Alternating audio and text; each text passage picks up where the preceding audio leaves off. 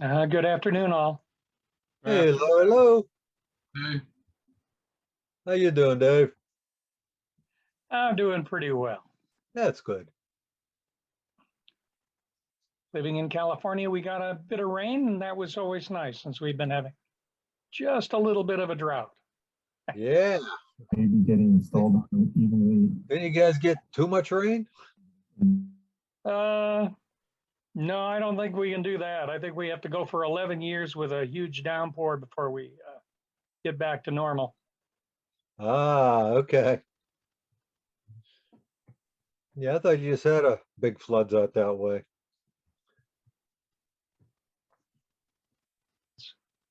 Some areas did have some floods. Up where I live in the very far north, we're used to getting 70 to 100 inches every year anyway, so it doesn't bother us. Down south, they get zero. Oh, okay. So you're up here by Oregon, sort of. Right on the border, 15 minutes away. Okay. Good evening, everyone. hi, Hello, Ronnie. Ronnie. There's the man about town. Hey, Ronnie. Hi, everyone. Hi. Hi, Hey, Kade. How hello are you? there. What's tonight's video or demo tonight? I'm sorry. What's the demo tonight? Who's doing it? Me. Kade's doing it. Okay. He's all suited up for it, ready to go. I'm ready. All right. Camera check. 1, 2, 3, 4. Cool. Good to go. Awesome. What you doing tonight? Birdmouth hollow form. A small birdmouth hollow form. Oh, good. That'll be Here's a- interesting. Here's a large one here. Nice. Okay. Was that a blowout or a design feature? Which one? This one? I thought I seen a hole on the back side of that, or that was just the camera. Yeah. Yeah. It had a branch Okay, that that's came design. through here. So I made that the feature, Okay. a little eye hole. So it's not a funnel. Okay. You might have thought it was a funnel. Okay. This way. Didn't do better than me every time I get funnels right through the sides. I've done that. Been there, done that. Yep. Oh yeah, I think we've all done funnels and design features. Yeah, design opportunity can still be something. It just might be a lot smaller. Yeah. Right. Hi, guys. Hi, Susan. How you doing? Doing good. That's good. How's Hello, Susan? Miss Susan. Hey, Susan. Hey, Ronnie. How you Thanks for doing? the- I got your pens. Did you get my email? Yes, I did. Thank you for letting me know. Thank you. Thank you. A big thank you. And a big thank you to everyone. You're welcome, Rod. Have you got your number, Ronnie? Right now, we sit at 385. Oh, wow. Gosh. Pretty good. So You that's, gotta that's turn out great. 400 by tomorrow, huh, Ron? Maybe so, Hope so. huh? On the subject of pins, I've been feeling kind of guilty because I haven't been doing any pins. I've never turned one. But I saw Woodcraft had a sale on a mandrel. It was a good price, but I'm wondering if it's a cheap mandrel. I mean, I'm wondering if it's barely worth what they're selling it for. Which mandrel is it? An A or a B mandrel or a basic mandrel or a pen saver mandrel? That I don't know. It's a Wood River. It's the one that is a #2 Morris taper, or well, they got a #1 also. Yeah, It's a #2 taper, and it's got the screw on it to lock your blanks in place. But it's got the dimple in the end. But if you get a pen saver tailstock, you can use it as a pen saver. Yeah, the little dimple in the end is for your tailstock support from your live center.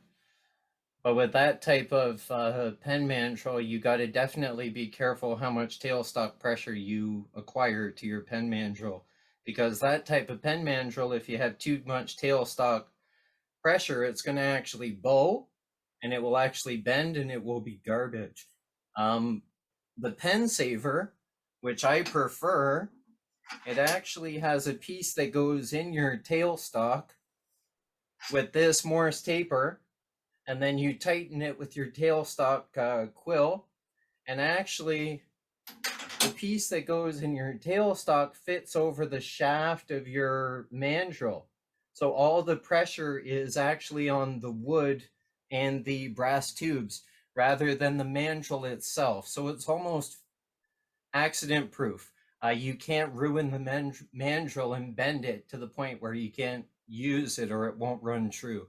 So that's like probably why it's a cheaper version, because the pen saver mandrel is around 30 bucks. Okay, so don't waste my money on that one. Thanks. How much did they want for it? It's $10, I can show you. and then shipping would make it $16. So I was like, okay, that's cheap enough. But you know, I don't want to. I've bought so many tools in past years, and later on, going, you know, I wish I hadn't bought that piece of junk. You know. Yeah. I think that's the one I use myself. This is my pen saver mandrel right here. It comes in a little case. It comes with the drill bit, your 7mm drill bit. And so here it is here. This piece goes into your tailstock. It has a hole.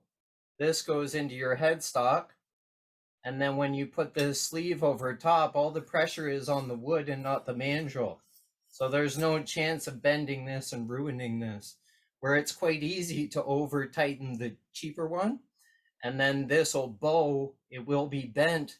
And then when you go to return a pen, you're gonna have a thick side and a thin side. If that thin side gets too thin, it's gonna blow up on you.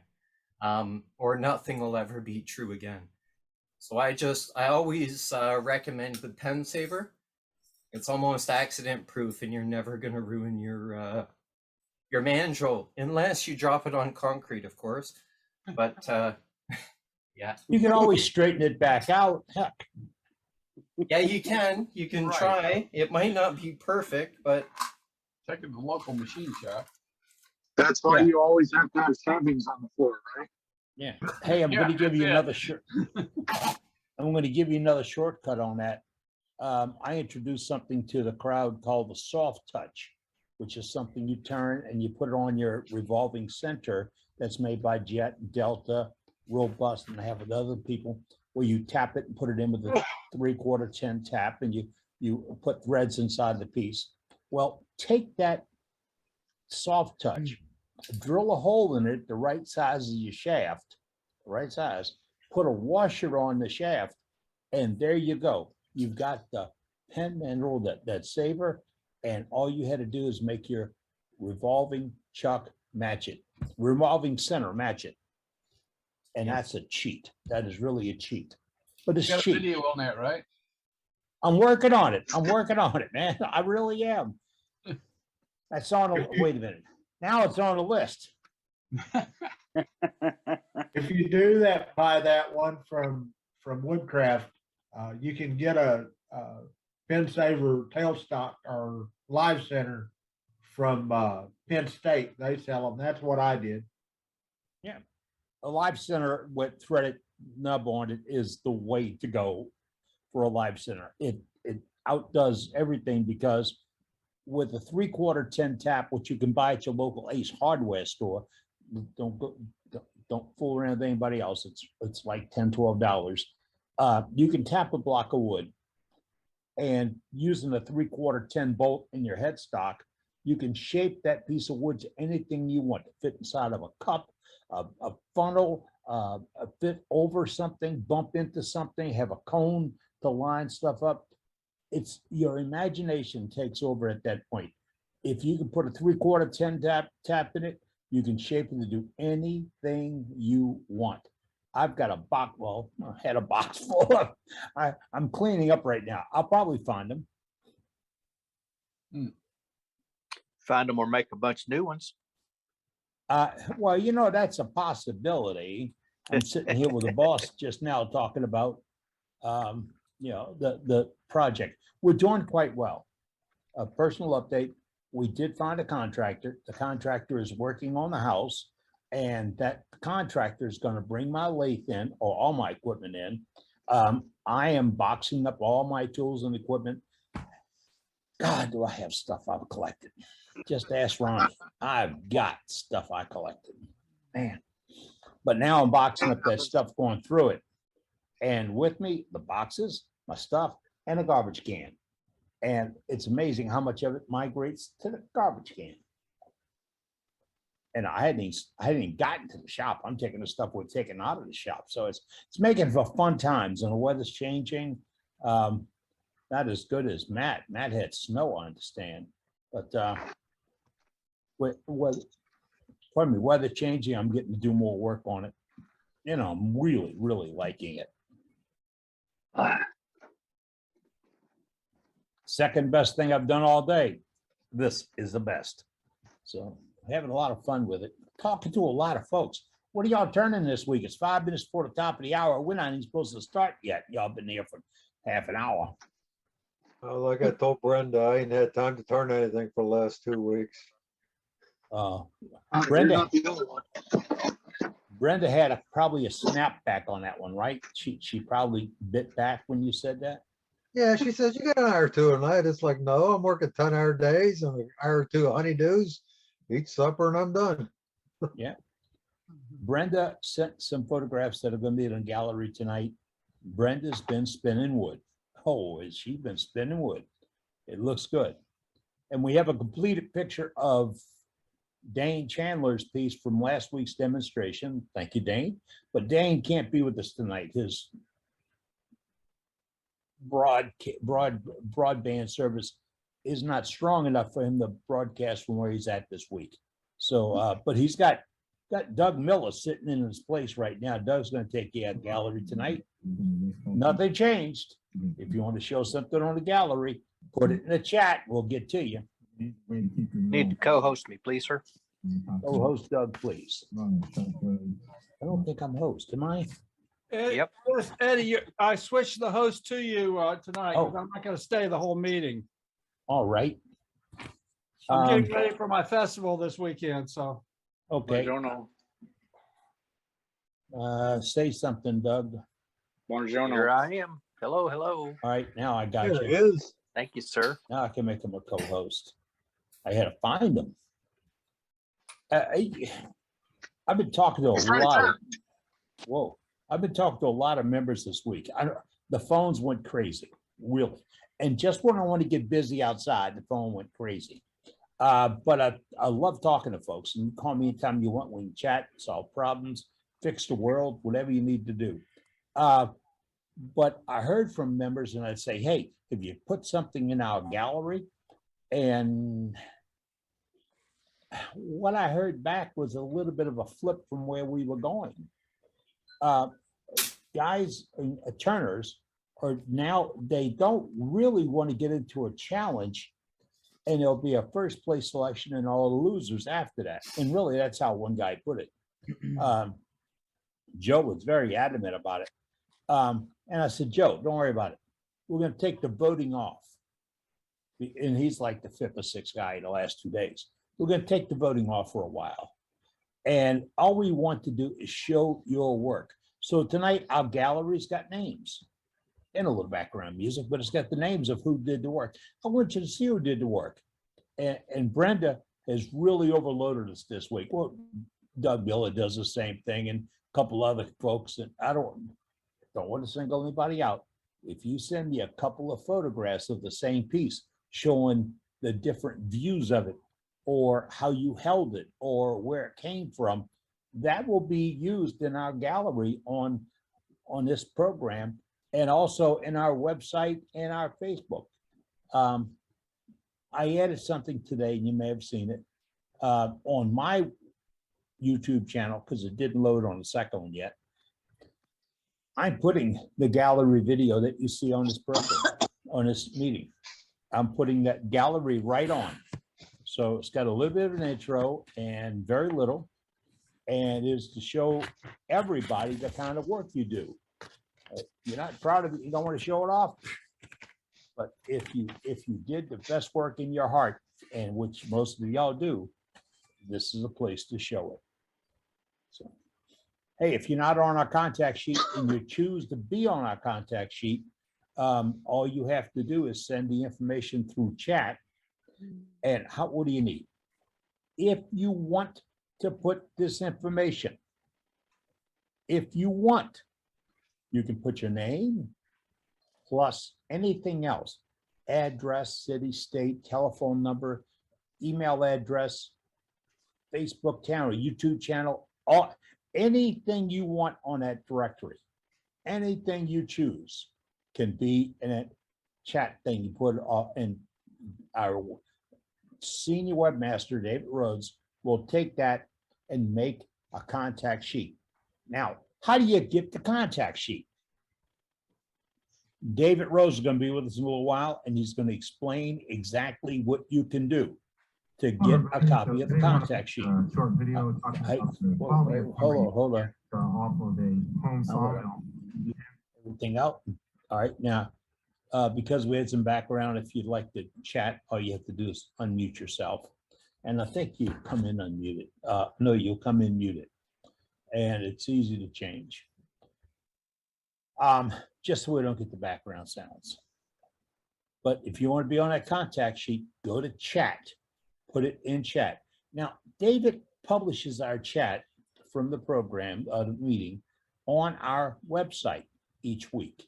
It takes 4 or 5 days for David to get caught up on this. We've increased his pay. It should make him go a little bit quicker. But David's going to update that contact sheet. Now, on the chat, he will go in and eliminate that information that's on the chat. You put it on the chat, David gets it, and it goes away. So the chat will not be a bot source for all this information. We're working very, very hard not to have a bot-proof contact. That's why it's going to come to you as a PDF, no live contacts. You want it, you have all the information. You can do your own little typing, you get it all in there, send emails, contact somebody. This week is the deal. At least 5 people asked me how I can get a hold of Jane to find out about this 3-leg bowl or 3-sided piece he had. And apparently Brenda called him because Brenda turned one out this week. We have a great demo tonight. Is that you, Kade? Kade's going to be with us tonight? Kade. Yep. Yeah, that's me tonight. Yeah. And what do you, I read it and where's my notes? I got notes. Look here. Dave's going to do hollow form. A hollow bird mouth bowl. Okay. That's what's on my notes. See, I really do have notes. I got to remind you all, the 2x4 club is still in effect. In effect, why? I talked to Jeff this week, and he asked what happened to it because he's finally learned how to turn 2x4. And he did a whole bunch of bottle stoppers for Thanksgiving. And then he took some Merchant Stain, and I can't think of the brand name of it now. I get it from Craft Supplies or Penn State. And he reduced it a little bit with denatured alcohol, and then he dipped them head down and let them soak that color up. And I tell you what, he's got some awesome looking stuff. And they're 2x4s, really. Well, if you can afford 2x4 today, you can do that.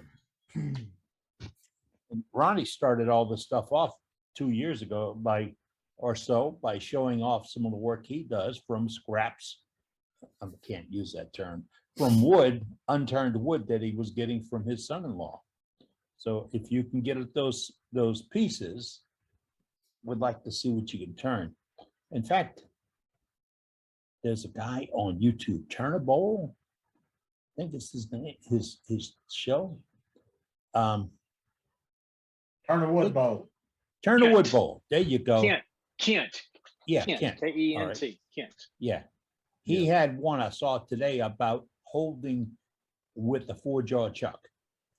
And I've been talking that road for a long time. Kent did an excellent explanation. He showed the 5 flaws of holding something in a 4-jaw chuck. Yeah, 5 different ways you can screw up, and how to correct those 5 different ways. And when Kit got done, if you couldn't follow that with the close-ups and everything else, hang up your tools. But I've had people confused about the dovetails, about making contact, about having a solid face, about the length of the tendon, about the strength of the tendon, about the size of the tendon. We talk all about that here. And if you haven't seen his video, and I thought I loaded it to show you a piece of it today, but it won't come. It's really worth the time you'll spend on it. Really, it's awesome. So, and if you have a video like that that you see and you want to see it, you want to share it with us, you can send that information to our webmaster. Yes, same thing like videos you put out.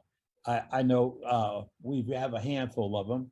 I'm looking here. Donna's not doing, Brenda's not doing videos, but she's close. I know Martin's done some stuff. I'm looking through the names right now. And I don't want to short anybody out. I've got a few out. Doug Miller's got them out. That's right. I'm looking right past Doug. And Doug shoots his with a iPhone. Yep. And we're looking at some folks that's been doing demonstrations. Did Dane use an iPhone last week? Yeah. Yes, Dane he did. used an iPhone to do his demonstration last week, live and on the air. So if you like to get involved in it, we can help you. I'd like to do a tech section one week. And maybe when the shop's finished up, I will, is to show you how simple it can be. And then I'll find Matt or Trey's or one of the others and show you how you can really gear it up. Because some folks are scared of this, just scared of it. And you don't have to be. It's a fun thing to do once you get into it. Just remember, there's only one person in the audience, and it's you in the mirror. If you consider that, you're home free. Just came in. Say again, Brenda. Is she here? Yeah, I'm just man. Made it. It's not safe in the house. Kim's in the house. But she's not speaking today. All right. Howdy, y'all. Sorry. Howdy, howdy. There Hey, she is. Kim's back. Hey, Miss Kim. Howdy, Everybody y'all. miss Kim. Hi, Kim. How y'all doing? Looking good, Kim. Yes. You did? I'll be in and out making fried apple fritters. So I'll be outside with my blue light shortly and making you all very hungry. So I apologize ahead of time. What kind of fritters? Yeah, I just want to expect what I got to expect. It doesn't matter what kind, it's a friend. Yeah, exactly. I'm taking a breadstick dough I made the other day that turned out really good, and I'm sweetening it up, and I'm gonna put apple pie filling in it, fold it up, throw it in my fryer outside, and put some apple cinnamon on top, and call it a dessert. All right. Sweet. I know. Lucky dogs in Florida. My husband has no hope for dieting. Kim, Poor guy. Kim, Yes, sir. Yes, sir. now you do realize Dieting's no fun. on the video, so you got to make enough for everyone. Oh yeah, yeah. Send me all your addresses. Hopefully I can get it to you while it's fresh. Yeah. All in chat. Across borders too? Wouldn't that be beautiful if we had that? I don't know if you guys watched that show where the kids poured that potion on the magazine and it turned things to real life. Like Weird Science, I think it was, or something. Anywho, it was an old 80s show. And sometimes I wish I had that potion because that would be fantastic. For food, of And course. what are you crocheting? I'm gonna start making some dish rags, being that most of my dish rags are in storage. So I'm just crocheting a bunch of dish rags so I can wash dishes, and then I crocheted a hat because it's starting to cool off here, and I don't like the cold. Hence, I'm in Florida and Yeah. never. So what seen is it, snow. like 65? Oh yeah. It got down to the 50s the other day, Ooh, and but it 50s. didn't. I know. Hey, 50s here is like cold because of the humidity. I turned on my dehumidifier and it was 70% humidity in here.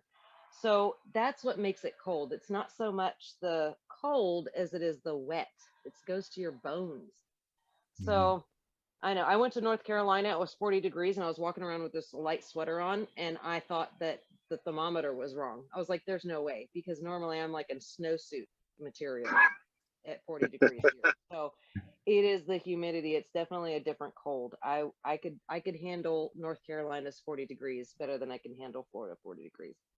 So yeah, and so I slept That's with it on my warm. head the other night because it was really cold in here. There's no, in these campers, there's just no insulation. Like, shove hay bales underneath of it and hope for the best. It is what it is. Well, Anyways, good to see you in the house, Oh, Kim. Really. believe me, I do. No, I lived 2.5 years in one of those Oh, really? No, not at all. in Colorado. Oh, no, Ron- I get that. Ron Yeah, it Vincent. gets cold. It's You just heard already from getting Ron down Vincent. He to- said it snowed in Michigan yesterday. Oh, Yeah, it's I getting know. cold up here too. It's already down to 35, 40 in the evenings. Forget I that. had 29 in Pittsburgh this morning. Wow. Hey, on wood turning note, John Coombs in Alaska says he's got 2 Coast Guard bases lined up for Freedom Pens. So we now have a Coast Guard contact, and that will go to our webmaster. And if you go there to our website, you can find the contacts that we have lined up for the different troops. Ronnie's got a bunch of pens, don't you, Ronnie? Unmute, Ronnie. All right, I'm unmuted. I was saying earlier, the count is 385. And let me say this, I received pens this week from Randy Smith, Susan, your last name is Jellick, Jilek. That's right. Okay, and of course, Gary Bodenhausen. So thank you very much to everyone. A big thank you to everyone who participated in this. So I said, Hey, Ronnie. I said 385. We 377 right now, but I have Hey, some Ronnie. out in the shop, and I'm not sure we are finished yet. So I've been in contact. What's going on with this? My wife got in touch with the volunteers at Paris Island, South Carolina. There's a group of ladies that call themselves, Pepper. Sue, what did I tell you? Pepper. Salt and I pepper. don't know. I have to check it out. Hang on, Ronnie. Hold on just a second. I got it right here. Definitely salt and pepper. No, they call themselves, Private Peppers. And it's a group of ladies. They volunteer their time, and they're gonna help me distribute these pens. So I'm gonna get there. Not next week, but the following week. I'll get there and I'll get with them, and we'll give some of these to the ladies, and I'll have some, and between all of us, we'll get these pens distributed. So a big thank you to everyone. And there's still time, folks. Also, I've talked to them and I've told them what was going on, explained to them about Freedom Pens, and I told them that in the future, when I get some, I'll have their information, and either I can forward them to them, or anyone that's making pens that wants to get them into the Marines at Paris Island, I can give you the information, and you can send it directly to them. Do you need more for to meet your goal? Well, I'll never turn them down. So I don't know if we'll ever meet the goal, but if anyone has some, we still have time. Hey, Ronnie. Hey, Ronnie. Yes, yes. I'm sorry, I Jerry. actually, yeah, I sent you out a package Monday or Tuesday. I sent a package to you, so be expected. Oh, great, Jason. I didn't know about that, so thank you. Yeah. Hey, Ronnie, there was a chat from Jared Simmerad, who offered to hand out freedom pins in New York to vets. It's in our chat.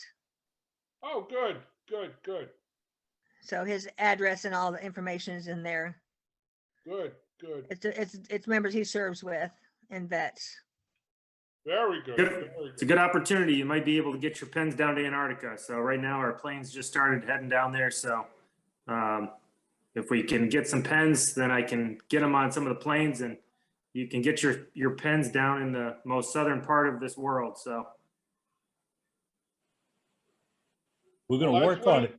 That's what it takes, is the effort from us to get them out there. So Ronnie mentioned Randy Smith. He sent me some too. So I've already given away one, and I got a guy coming in to pick up two this weekend. So Randy's been busy. Think about why we do it and who we did it for, folks, and we'll never run out. We'll never have enough. So, but let's get them in, and there's no time limit. You get them done, we'll get them shared. That's our deal. These ladies with this volunteer group are very excited, you know, because they haven't had anybody come forth with anything like this. So they're really excited about getting them. You mean we're making strides in the world? Yes, we are. And I said we because it's all of us. Boy, how good does that make you feel? And you know what I always say, you know, you make a pen, you give it away. They appreciate it at that point and thank you. But many years from now, they're gonna pick up that pen and look at it and remember when, and that's when the real thank you comes in, you know? Yeah, it really does. It really does. And they'll send you a note. They'll give you a call. Put something in that pen. Give a contact and who's it from. Not commercial, just who's it from. Yeah, I've gotten some great emails. Everything that we have a little card in it, so we'll pass on all your information. Yeah. It's fun times and we're turning wood. How about that? So Ronnie and I talk about the mental health of this group almost every day. And I'm talking about mental health. It's because we are getting feedback, and you are too, about what you're doing for wood turning. It's your club and you're doing it. So we're asking you, please invite a friend, invite your club. No charge. No charge. Remember, no charge. All right. So invite the folks and get them on board. We got a great gallery tonight. We have an excellent demonstration coming. Hey. Yeah, Eddie. Hey. Yeah, I'm back. Can I do the show, a little bit of show and tell right now? Because I'm not going to stay online. I got to finish getting ready. And the other thing is, just for your information, I need for you to start the meeting next week. All right, you'll have to teach me how, but that's okay. I can do that. I don't know what my Zoom did. I don't know either. Everybody's did. Is that what happened? No, someone started sharing their screen. Oh, I see it now. NH. I'm trying to get it turned off. Okay, you cannot share your screen until you ask us to. Thank you. Because it just did what it just now did. So, are you ready, Trace? I'm ready to do a quick show and tell. All right, I'm spotlighting them, and I'm going to Okay, mute. I'm going to mute everybody. Go ahead. Nobody else is overtime. I'm gonna thank Dean for his YouTube video, but this is my impression of what a live meeting would look like if we had one. Where's the fat, Love it. where's the fat little Italian one? I'm trying to pick him out. Oh, did you No notice shave the guy- November going on up there? Yeah, did you notice there's one bald guy? One guy did. Yeah. Ah, that's it. I was out front too. Well, me and Mr. Shelby's ready, but Ronnie and Eddie gotta grow beards. Yeah. Me and all the other Brenda and we are growing some facial hair, I guess, this November. You know, I thought I shaved, but what can I say? I know. I regularly pluck, but apparently you're picking up on it, Trey. But anyhow, thanks to Dean, I went ahead and made these. I said, hey, this looks like what a bunch of old fogey says. It's a few brown hair, but most of it's white. Yeah, yeah, it looks like our crowd. Yeah. Yeah, we fit in great. Yeah, and actually, there's some true mink in some of these. Some of the brown ones have got real mink in them. Wow. And That it's would be because I got an old jacket, it's falling apart, and I was able to recycle that. Nice. These are really cute. Hey, Trace, Those are neat. Yeah. that Yes. picture would look better or look more perfect if it was on the back of a tailgate. The back of a tailgate. Yeah, on the Yeah. tailgate. Hey, Yeah, Trey, so- you need to put a couple ponytails on a couple of these. Or man bums. And There you pigtail, go. I can relate to that one. a biker beard. I saw two guys going into Walmart this afternoon with matching hair bums. Oh, well, I'll recover. Anyhow, I thought I'd show this and thank Dean for his YouTube video out there. Which one is Billy Burt? Trey, Uh, You pick it. Whichever one looks like Santa Claus. yeah. That one Billy's over gonna be there. a little bit, I think Billy's gonna be a little round than the rest of them. Second row far right, so white beard. Yeah, that's Billy. yeah, the white beard.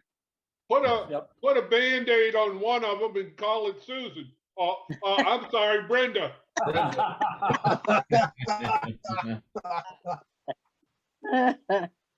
Oh. You know, we, Very, that, very it's cute, Trey. beautiful, Britt, Trace, beautiful. job, Thank Trace. you for sharing tonight. Nice Yeah, job. I have one other thing just to share, but we'll switch the video to All this. right. This is a fun thing. This is just actual. Those are gorgeous. I know. Those are real nice.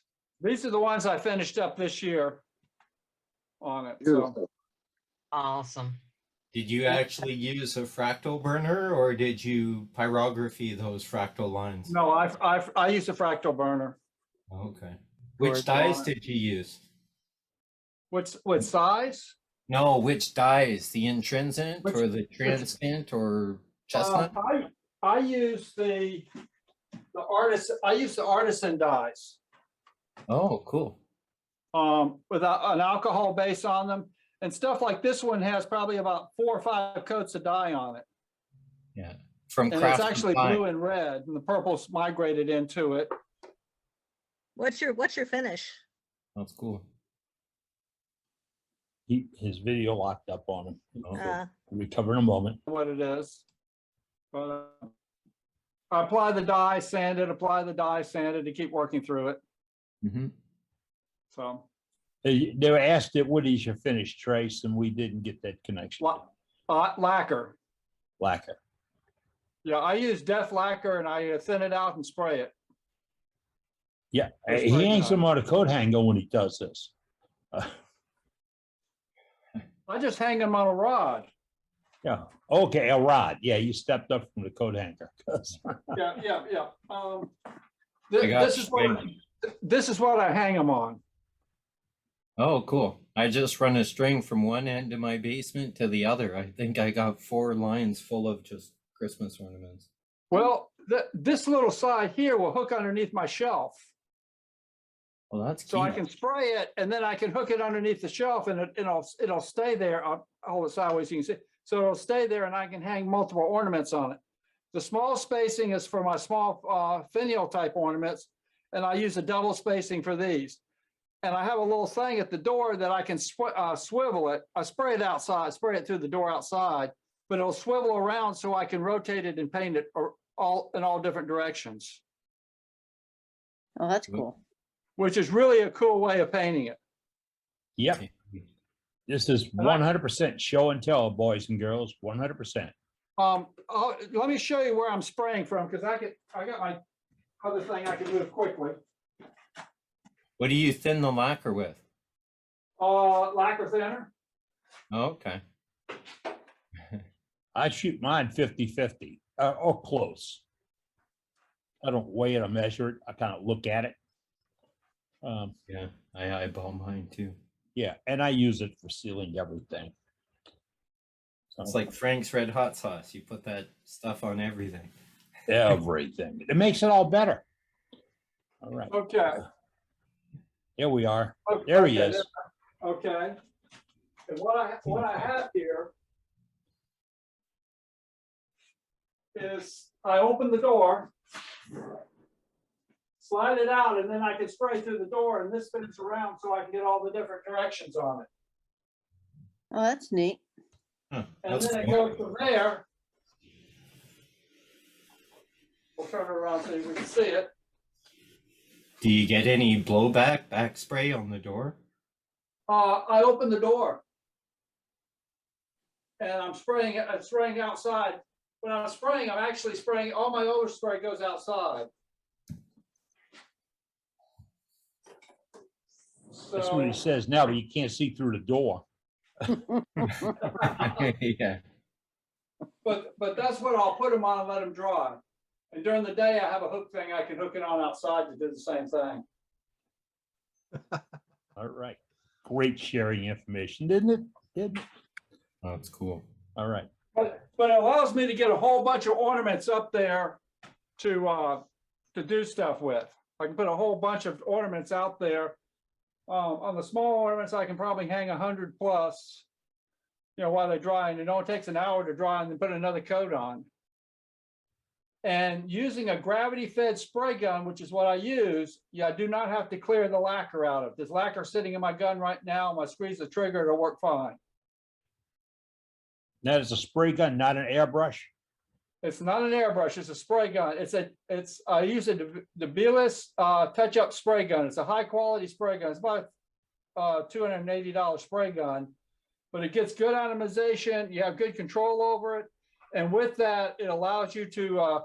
I don't get a whole lot of runs on it unless I overspray it unintentionally. But I'll spray a coat on, then I'll come back and spin it back around and hit it again with it. But it allows me to put a lot of coats on, and I don't have to clean the gun out each time. So it's easy to do. Yeah. You can tell he's an engineer. Yes, it shows. I miss hanging out with him. Thank you, Trace. Okay. For sharing tonight. Okay, and Eddie, I got one additional thing. Next week, remember, I need you to start the meeting. I'm going camping, and I can't guarantee that I'll be online at 6 o'clock. Okay, no problem. We get it worked out.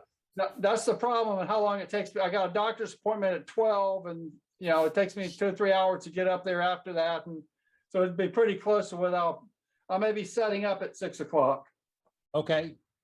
Well, as everything else, we'll work it out, sir. We will. And Johnny has the password too, if you need it. All right. Is Johnny in the shop yet tonight? I don't see Johnny up on a scorecard right now. No, not yet. All right. Well, thank you, Trace. Appreciate it, sir. Hey, Right. Trey. Yes. How long does it take to dry, and how many coats do you do? It takes about an hour to dry it, and I'll put 4 coats on. And the only time I sand it is right before the final coat.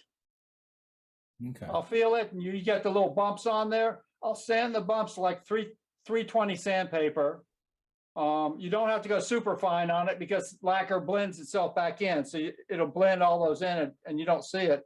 And then I hit it with the lacquer on the final coat. Now, I will say one thing I do, and you probably ought to look at the same thing since you're doing this professionally, is I use a high quality spray gun, touch-up spray gun. And that makes a lot of difference, I think, versus the other ones. I've had some other spray guns and they don't atomize the paint as well as the higher quality touch-up spray gun does. You go talk to the people that sell spray guns, and yeah, you can use a Harbor Freight spray gun to put your base coat, to put your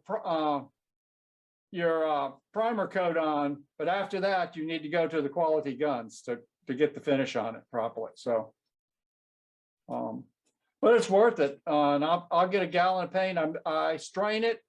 I run it through a paint strainer and then pour lacquer thinner through it and fill them up in little quart containers. So I have about 3 or 4 quart containers ready to go. Just keep filling it up as I need it. There you go. Cool. Thanks.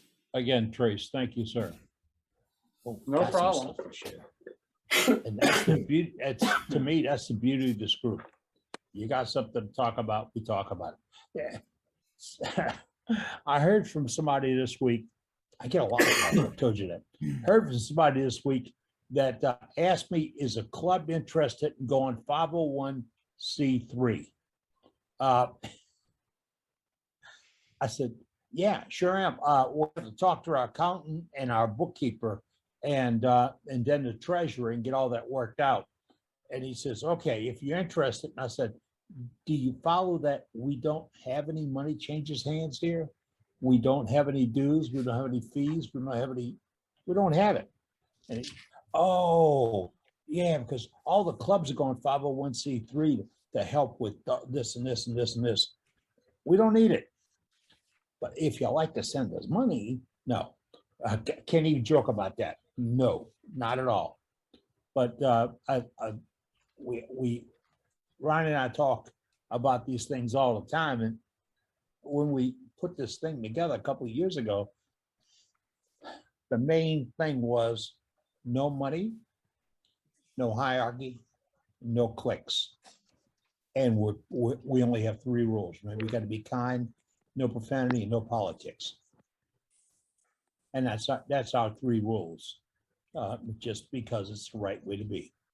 If you want to demo gallery something tonight, Doug Miller's handling our gallery. Put it in chat, and we'll go there and look at you. I think we have Jim Salbian, our Navy contact. Jim, if you talk, we'll put you up there, sir. All righty, I'm talking. All right. Can you hear me now? I got you now, sir. I'm going to hit you with a spotlight. There you go. All right. This is just a couple of pins I made. They're made out of tiger wood, finished with CA. I'm going to give them away. More of my Freedom pins. Wow. That's And he nice. doesn't have to send them to anybody. That's our Navy contact. So Nice job. really nice, Jim. Thank you. And if you've got Freedom pens to send and you want to pick your particular group, Army, Navy, Air Force, Marines, Coast Guard, we have contacts for all those folks, and they're all on our website, and you pick those, or you can just send them to Master Sergeant Doug Rowe, and he handles distribution of them when he's not smashing pumpkins, that is. Yeah, I'm working on next month's newsletter. Doug's got front row center on that thing right now. If you got somebody else in gallery, you let Doug know, and he'll pop you in up here. We've got James Cassidy ready to share something. James, talk to us. Okay, hi folks in the UK. We recently had an exhibition in London, and I love making bud vases. And when I was there, somebody had made some sort of contemporary type bud vase, so it inspired me to do something different. So that's one of them. Now, bring that back up. Bring that back up, sir, please. What's the materials? Is that corian and wood? That's resin, and that's maple.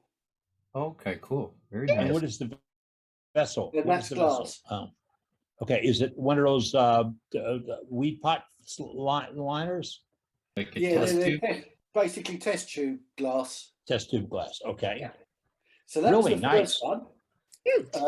So I made the second one with a small twist in terms of this is apple wood, and the small twist is it lights up. Look at that. Oh, cool. That is sweet. Back Very it up. nice. Whoops. And then the trio is concluded with a slightly larger one that's been airbrushed with a sort of acrylic paint that metallic colour, which the colour shifts depending on the light or the angle. Oh, And cool. it- Like, you did the embossing on the base? Yes. That's Yeah. nice. That Very gives a nice effect. I like that. I like That that. is nice.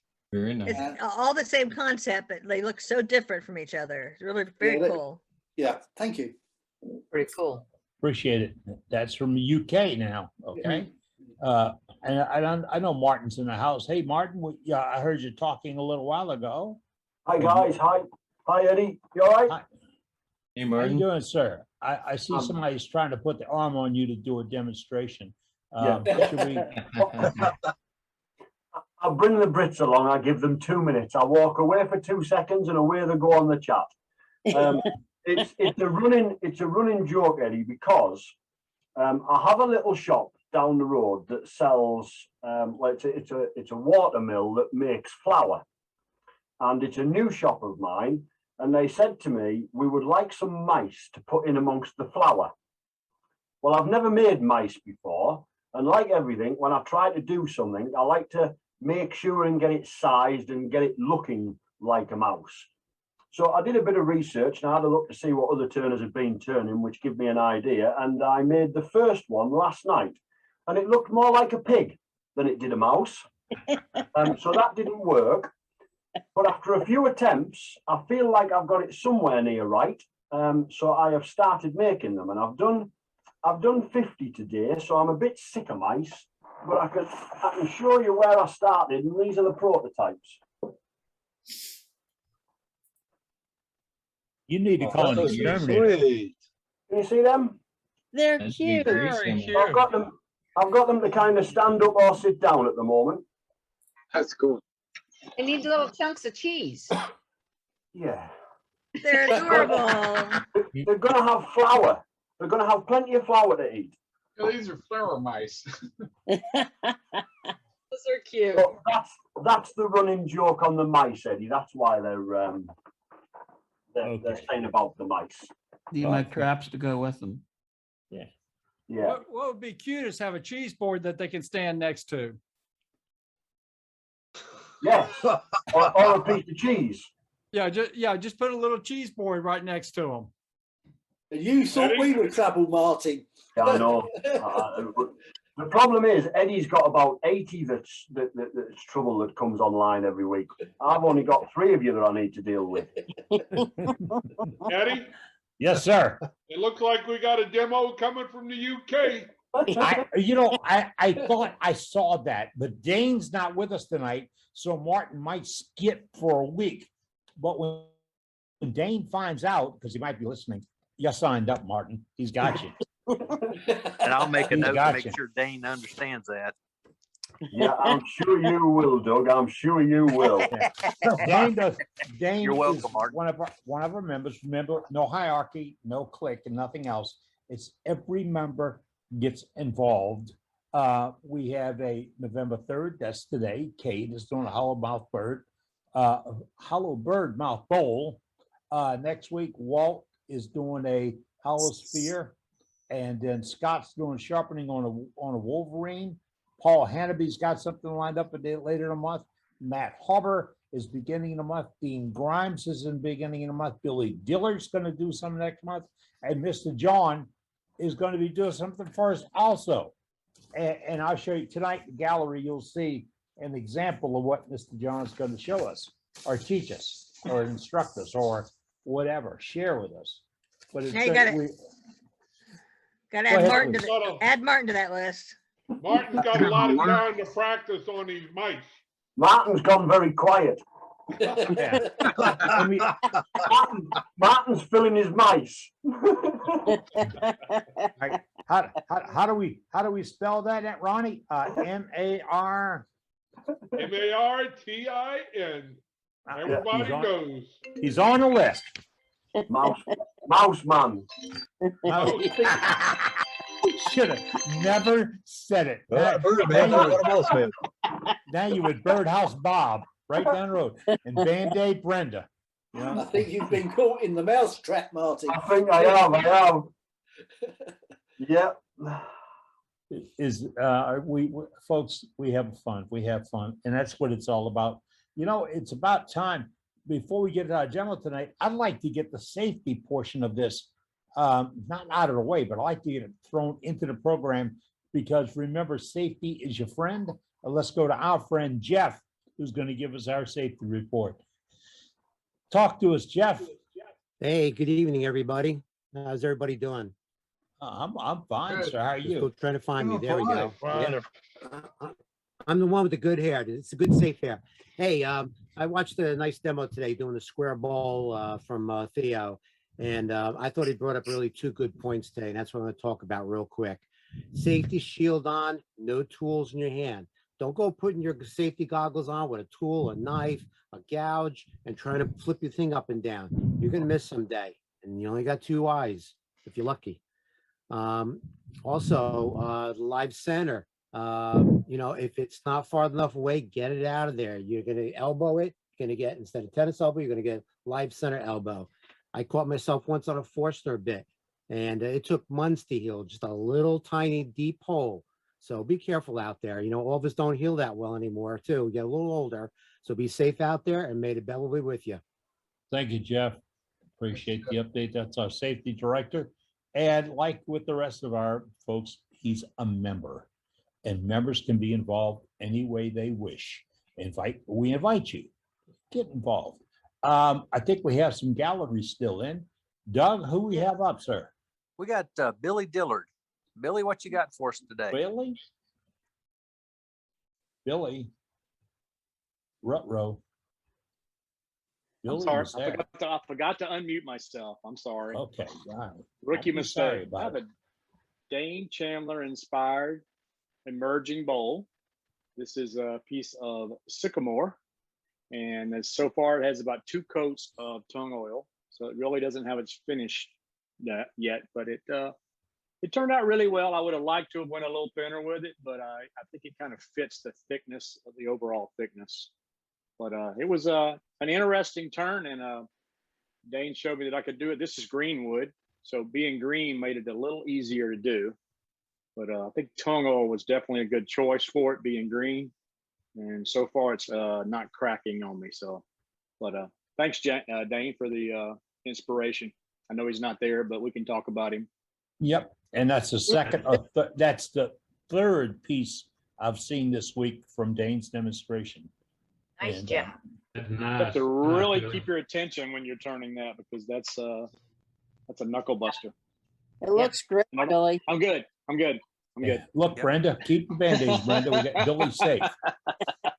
Hey, while we're there and we're talking with Billy about using some tung oil finish, saw a couple of posts today, people that put 2 coats of tung oil on and expected a done finished at that point. And it was still soaking into the wood, and they're questioning if they chose the wrong thing and how to fix it. And man, you just got to keep going.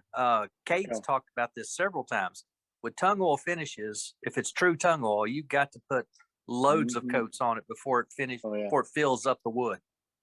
It takes a while over here. Our humidity is so high. It takes a while for it to kick off too. It says 12 hours, but it's more like a couple of days between coats. It's still, I call it sweating it out. It's still sweating out the initial coat that I put on it. All the solvents. Yeah, it's all good. I went 50-50 with my tung oil. I mineral spirits and tung oil. So I don't know if it's good or bad, but that's what I'm doing. It seemed to be a good viscosity. That's perfect. That's what I do. At least for the first 5 or 6 coats, it's thin 50-50. So it really penetrates and impregnates the wood. But also if the surface of the wood gets scratched, all the layers below it are still waterproof or water resistant, depending how many coats you have done. Hey, can I I do like the something? color. The color stayed. I like it didn't change the color of the wood. I Right. really liked it. It just darkened it just a little bit. That was It brings out the natural colors. Yeah. Yeah. Gives it a And- nice patina. It'll age nicely. I've got something from one of our members and I received this by email this week. And I'm going to go ahead and go right through it verbatim. Stephen says, I've been watching WW on Wednesday evening since when we nearly got started. He's learned a lot watching Zoom, but he's still a novice turner. He's still a turner. I'm finishing all my projects with OB shine juice and axe polish. It leaves a nice semi-gloss luster to the wood. My current turning is a beautiful piece of spalted maple. And they give me a photograph. I mean, it is gorgeous. I'd like to put on a high gloss glass light finish on this piece, but I don't know what to use or how to do it. It goes on and on and on. He's asking about Parafix 3408, et cetera, et cetera. Can anybody possibly help Steve out? Yeah, well, there's so many different finishes out there. It really comes down to preference of the wood turner. I use predominantly oils and just keep adding coats until I get to the sheen I desire. You could also use lacquers, spray cans. You can use car lacquers. You can use polys or varathanes. Just depends how many coats you want to do. But just keep adding coats. So I find if you use the lacquer, it's the quickest, but it's more of a top coat. It doesn't penetrate as far into the wood. Oils penetrate, impregnating the wood so it stays water resistant or waterproof when it gets scratched. Polys are also a top coat finish, but they build up quickly. So your lacquer and your polys will be your quickest, fastest to the high shine gloss glass finish. But in using oils, you can really get to the desired sheen that you like rather than buying a cookie cutter can off the shelf. Kade, is there any limitation to what he can put on top of that axe? Because that axe has a little bit of wax in it, if I'm not mistaken. Yes, you would not want to put wax on first, because once you've put wax on it, you're going to have to hit it with solvents to try and get all the wax and stuff off of it. Otherwise, nothing's really going to stick to it. You might get all of it off, you might not get all of it off. But I would always put oils, lacquers, polys, varathanes first. And then once I'm happy with the sheen, I put the wax over top. You can put wax over top of things, but you can't put a lot of things over wax because they just won't stick. Hey, Steve did not, in a note I got from Steve, he did not say he was using the axe on this piece. He normally would use shine juice and axe, but it comes out dull or matte. So if we have them right now with a sealed piece or a piece that is controlled, we can assume he has to put wax on it. Then all the finishes you were discussing would work. Yes. Yes, And all those finishes would work. yeah, even if he has put the wax on, he can use a light misting of shellac. That'll work. You can mist, I mean, like from 12, 18 inches away, mist some lacquer over that wax. But over time, finishes will peel off that wax, especially Yes, if it it will. changes climates from a hotter to a colder to a more humid climate. The wax will almost sweat and the finishes will peel off. Yep. Can't you use the shine juice and then lacquer over top of that? I do. Yes. Yep.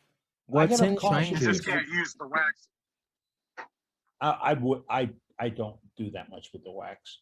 A wet sand, yeah, I think accomplishes this. Okay.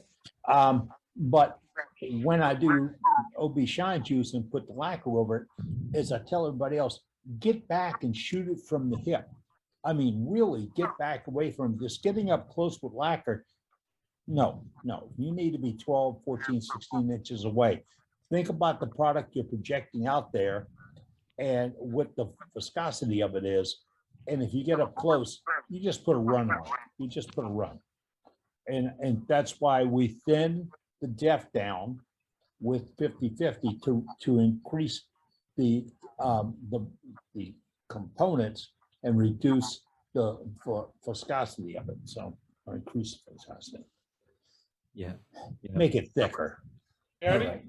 Hey, Ronnie. didn't you and I discuss when you use the OB Shine and you're gonna go on top of it with lacquer to let it sit a few days and let it gas off and then come on top with the lacquer? Ronnie, I would do that. You know, wood turners don't have any patience. Anybody out there with patience, chime in and let me know, because I haven't seen any. We normally want it to happen just like that. And there's too many, YouTubes are terrible. Too many folks that give you these instant formulas and instant remedies, instant finishes, instant turning ideas, instant sanding ideas. This is not an instant art. It's not. And Ronnie's absolutely right. If you give the piece time to, I call it curing, not drying.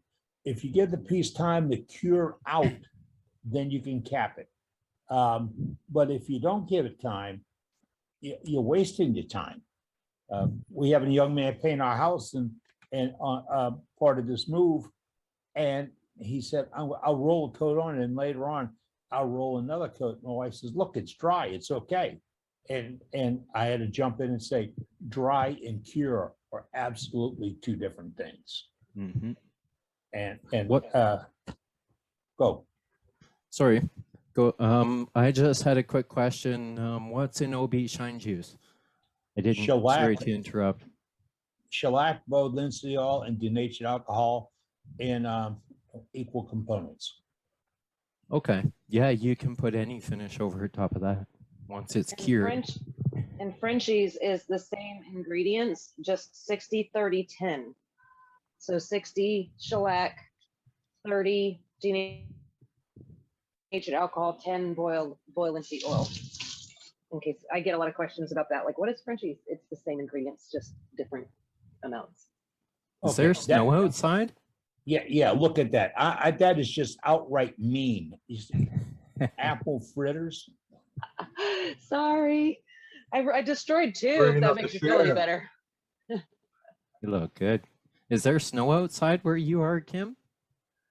Oh, I'm in Florida. I'm in Central Florida. I don't think this place has seen snow since the 70s. And Oh, okay. This looks so white no, from here.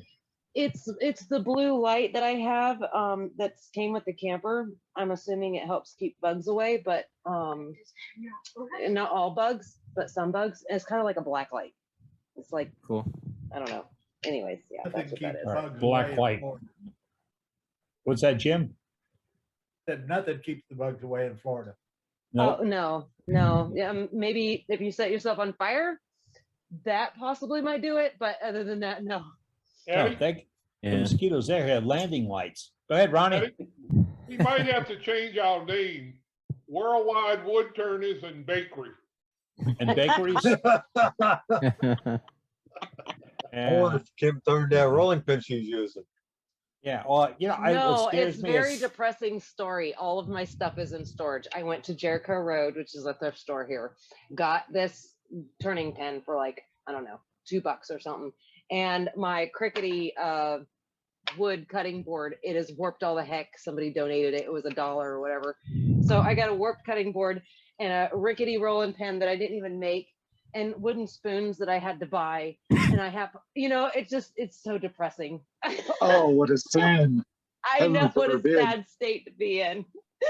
It'll get better, Kim. It'll get Yeah. better. I just can't wait to have my own stuff that I just makes you realize how thankful you are to be able to make these kinds of things. Now that's a blessing in itself, to be able to create these kinds of things that you use. But then, to have them, and then a lathe to turn more. well, thank you, Kim. All right, well, Blended formulas like Ken described, there'll be shine juice. I love it every time somebody says there'll be shine juice because it came from my mentor, Obi Lacoste. I know it may have been out there for centuries, but I got my lead on it from Obi, who was an awesome turner, and a good friend. In a few moments, we're gonna crank up Kade. Hold on. Somebody hit it. All right, thank you. One of our co-hosts got it. If you're coming on and your mic is hot, turn down the sound around you until we do the mute to all. Each month we request you to send us the names of the people that made a difference in your wood turning as part of this organization, or lack thereof. We don't want to have a contest. That wouldn't be fair. One winner, a whole bunch of losers. We want to recognize the member that made the biggest difference in your wood turning in a past month. Well, in the month of October, the votes are in. In a few moments, I'll show you what the results are. Results? No, I'll show you what the input was, because folks get recognized for what they do as members to this organization. Kade is with us now. He's out of Ontario, Canada, and Kade's got a demonstration lined up for the evening. Kade, I am assuming that we're in the starting block, right? Yeah. All right. Yeah, Kade, we're I'm good to looking at go. your headstock. Okay. Here, I was Where's just the on starting the sound? wrong camera there. Cool. Yeah, good to go. All right. All right, so thanks for having me. Today we're going to turn a Birdmouth hollow form. So I'll go through preparing and mounting your material, the tools I'm going to use today, and then the techniques I use. At the end, I'll show how I remove the tenons. And if we have time, we can talk about drying options or finishing options. This demo is usually roughly 3 hours, so I'll have to cut it down slightly. But any questions, feel free. Okay. So I'll keep it on. I'm setting my alarm now for about an hour and a half. So that'll at least keep me somewhat on time. All right. And when you get done, we'll do the gallery that we have pre-recorded, and also we'll do more gallery from our members. And folks, while Kade is in this demonstration, if you have a question for Kade on this, you can always ask, and he'll be with you. Yep. Yeah, so first off, I'll start with safety. Wouldn't be a demo without safety. You can see I'm not wearing any rings, watches, bracelets, big necklaces, or chains, anything that can pull me into the lathe. Long sleeves, roll them up. I prefer short sleeves. Bare minimum, wear safety glasses, but I do recommend always wearing a full face shield that will take some sort of impact. And wear those safety glasses under your face shield because of the centrifugal force of the lathe. And the fan effect that is created can actually waft those shavings up under your face shield, and they can go in your eyes if you're not wearing your safety glasses. So I do recommend wearing this no matter your experience level, because even a bottle stopper, if that came off the lathe, it could do quite some damage to your face or whatever it hits. Last but not least, I don't recommend turning in flip-flops or sandals, because if any size of my blank, which you'll see shortly, this is roughly, in log form, it's roughly 10 by 10 by 6. If that fell off my bedway and I was wearing sandals, I would have a whole bunch of broken bones in my feet. So at least closed-toed shoes. Anything over 10 pounds, I recommend steel-toed shoes. Okay? So that's it about safety. Today I will be wearing, also earplugs. I recommend wearing earplugs. Turners often go deaf due to the sound of the chatter, the tool hitting the wood. So I wear custom earplugs. It's $150 for the pair, significantly less expensive than one hearing aid. So I will be wearing these today. when you ask a question, it might be a little muffled. I'll stop the lathe, I'll take this out, and I'll ask if you can reiterate the question. Okay, and yeah, so let's get started. First of all, when we do look for live edge material, you want to acquire your live edge material within the winter months or the colder months of the year. That is because the sap isn't running freely. The tree almost goes into a hibernation mode. So that will, as that wood dries, the bark adheres to that cambium layer and it solidifies to the wood. Now you can turn your live edge material if you get it in the summer. The only thing is I would turn it sooner than later before that bark starts to release from that wood. There are ways, insurance premiums that you can use. You could use CA glue to go along that cambium layer. So as I turn this, I would turn the outside. I would take CA glue along that cambium layer just as an insurance premium to keep that bark where it needs to stay. Some people say, okay, it might stain the wood. It'll seep in, it'll stain the wood. Yes, it will if you leave it for a day or a few days. What you want to do is apply that CA glue, allow it to penetrate, but then sand the staining off before it penetrates too deeply. That way you will not have the staining where the CA glue was. Also, when I do the inside, I would do the exact same thing. Now these are turned slightly wet. They're not turned soaking wet because I don't want to have a shower and I don't want my electrical equipment soaking wet. So for instance, when I do these, I acquire most of my material in the winter and my material stays in my backyard for roughly 4, 5, or 6 months. At that time, I then bring it in, cut it into my blanks, and I stick it in plastic bags until I get to it. It can start to spalt, so you want to turn it sooner than later, unless you like the spalting effect, okay? So that is sort of how I prepare my material so I'm not having a shower. So the material I'm using today is cherry. This is one made out of cherry, spalted cherry that I left just a little too long, but it gives you a good color character contrast. Actually, I'll switch to this camera. We get much better view. So here is the spalted cherry. Now, when we turn these, you can turn them 2 different ways. You can turn them with the pith intact, or you can turn them without the pith intact. The only crucial part is if you turn it with the pith intact, you need to make sure that that wall thickness is less than 3/8 of an inch to relieve the stress from that pith. Otherwise, as this dries, it will crack. It will shift and you'll have 2 halves to your birdmouth hollow form. But the key is consistent wall thickness. So for instance, 1/8 of an inch here, 1/8 of an inch all the way down here, and 1/8 of an inch on the bottom. That way this will dry evenly, efficiently, with minimal warping and moving, but also it has equal forces on those sidewalls because we have consistent wall thickness.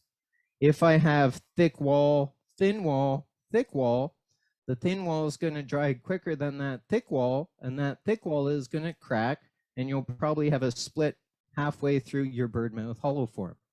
So the key is consistent wall thickness.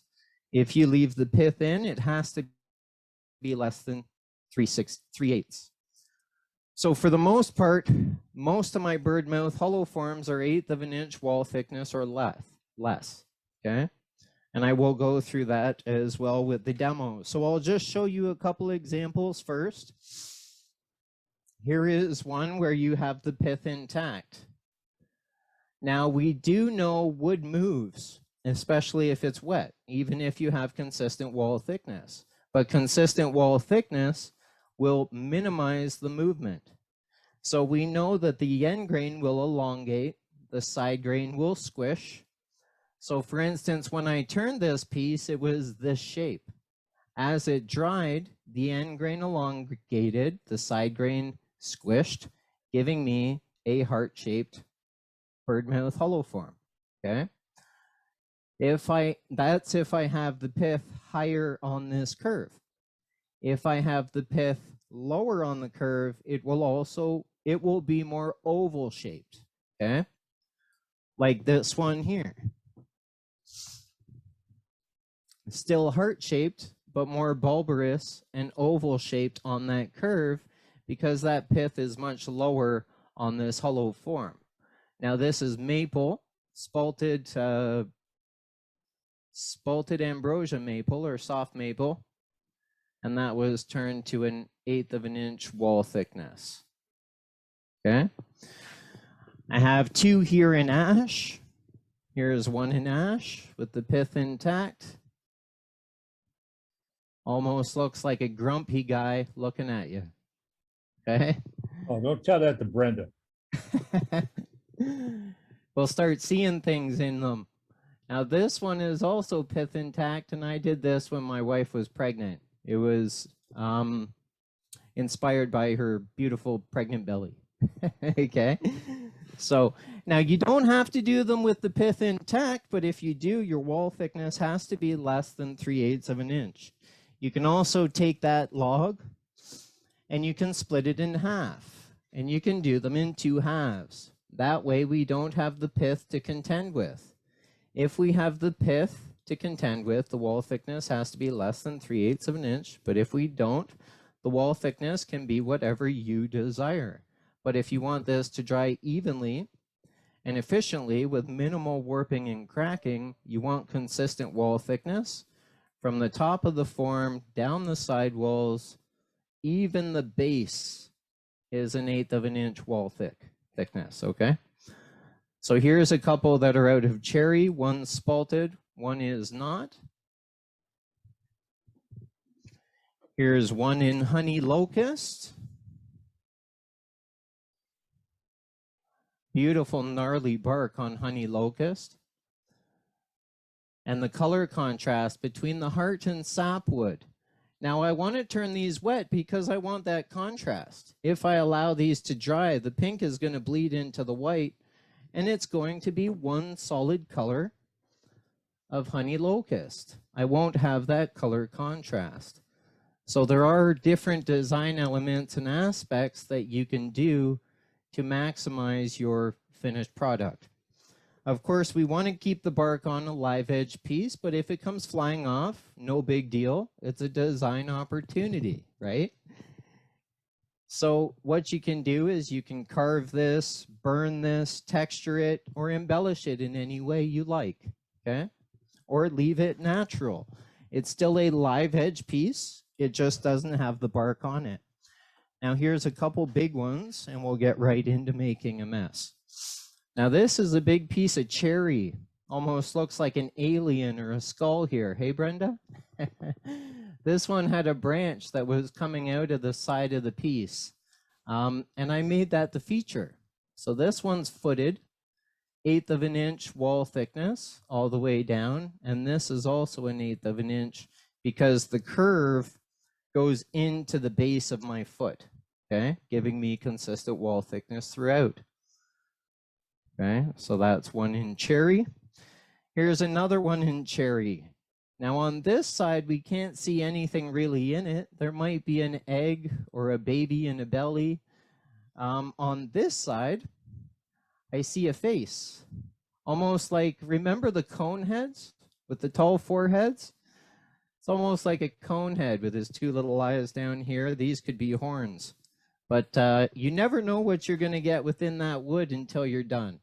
These have the pith intact as well, okay? All right, so how do I prepare my material if I am turning a pith intact piece? I'll quickly talk about both, and then we'll get into doing the half log form, okay? So I have 2 pieces here. These will be for pith intact birdmouth hollow forms. Now a little bit of a safety tip here.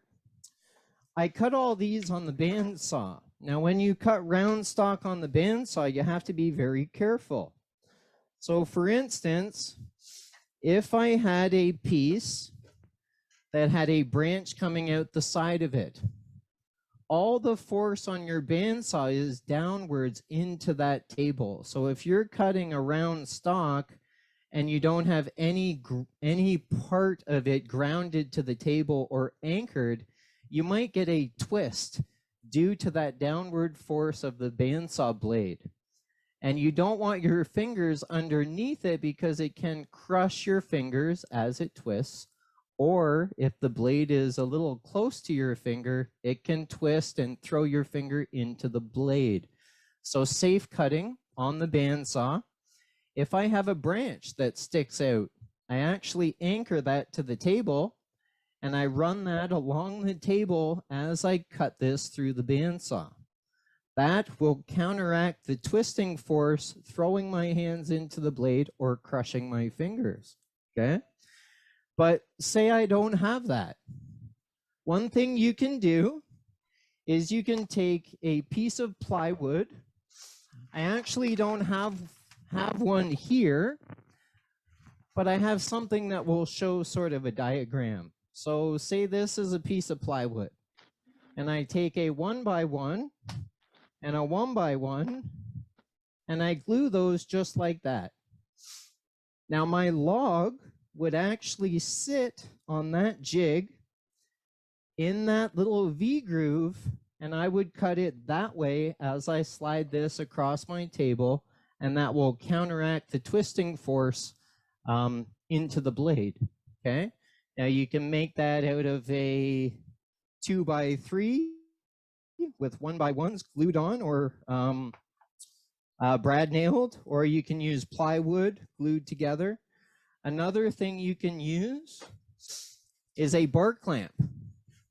So I can take my bar clamp, I can clamp this piece of wood, and I can anchor this side of the bar clamp to run anchored to my table. So as I stick this through the blade, again, it's not twisting and crushing my fingers, okay? So a little bit of a tip of cutting round stock on the bandsaw safely, okay? Once I have cut my pieces to size, I then cut them to the desired dimensions. Then I take them. Now I have a flat surface.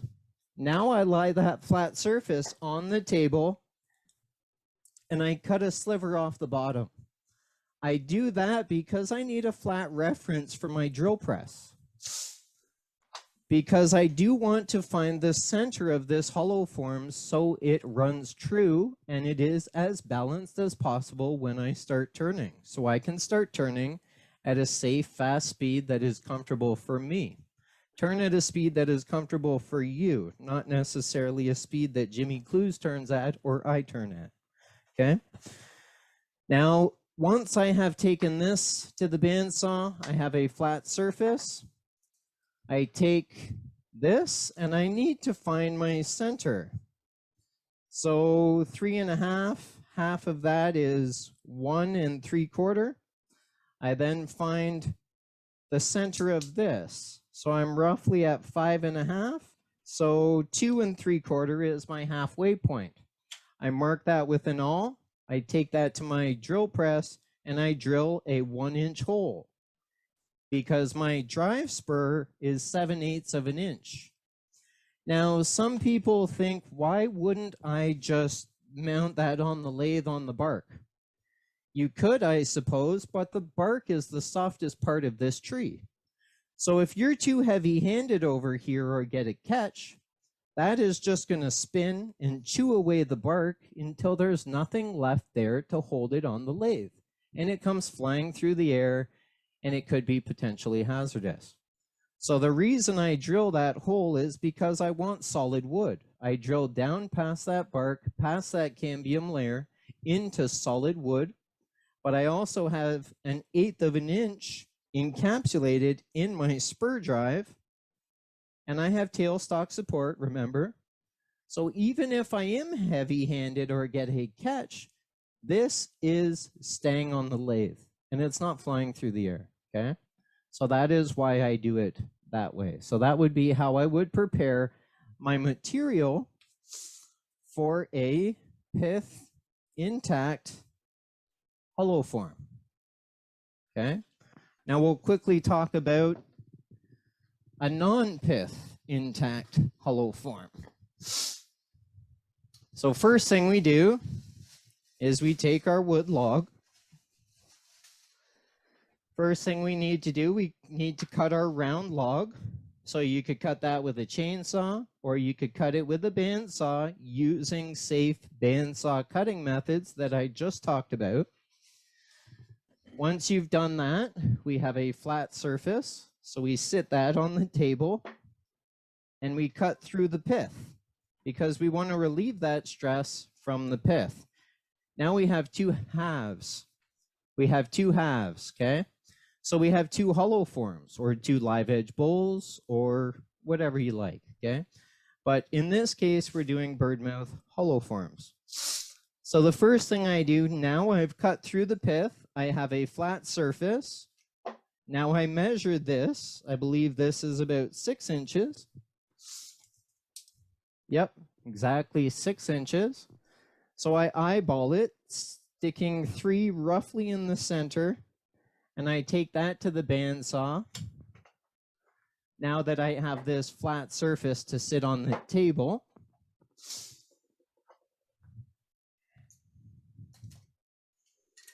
okay. Now I have that flat on the surface. Now I take that to the bandsaw and I cut these off. Now I have a 6x6 blank that is 6 inches deep. Ready, perfect to start turning my birdmouth hollow form, okay?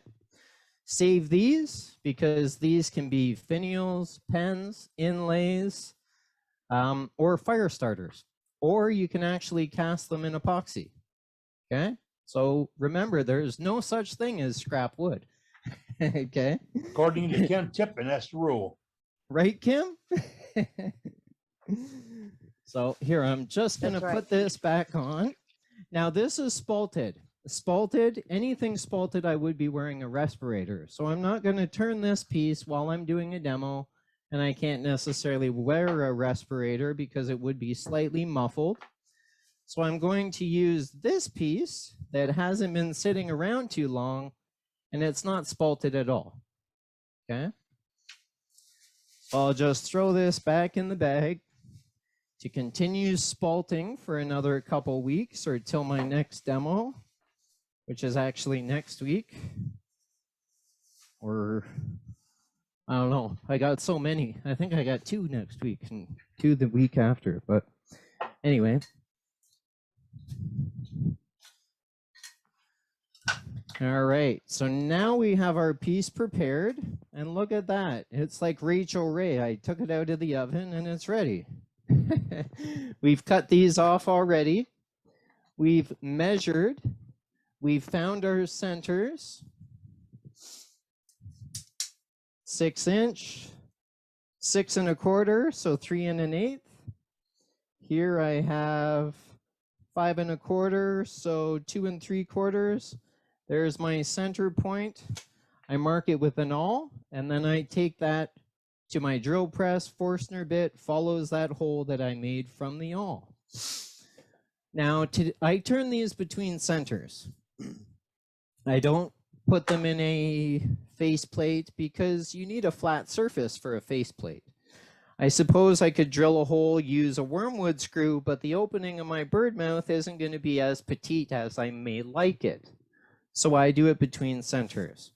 Now I use a 4-prong spur drive just because that's what I use and that's what I'm used to. I never have used or owned a steb center, but if that is a safer option for you, use it, okay?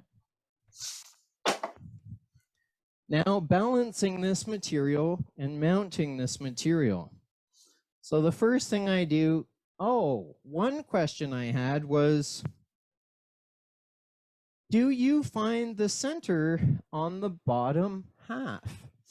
No, I don't, because depending on the curve of this, I may have to move this slightly to get it as balanced as possible so I can turn at a safe, fast speed comfortable for me. Okay, so I don't find my center on this side, but I will show you how to balance this material. So for instance, we'll throw it way offside at first, okay? So I can show how to correct it.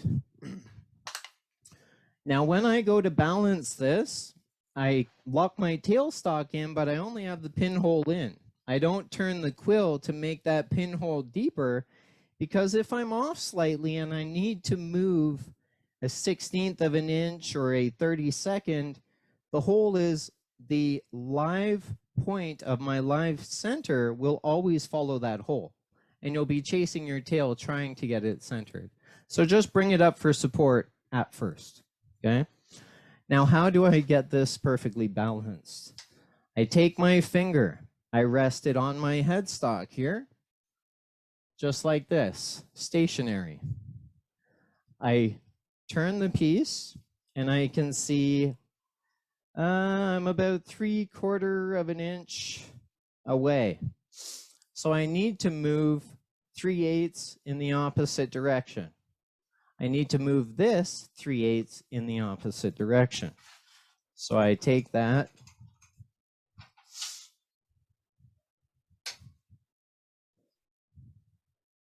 Right about there. And I do this again. Now, I need a little bit of support so it stays there, but you don't want a deep hole that it's going to constantly follow. Okay, I do this again.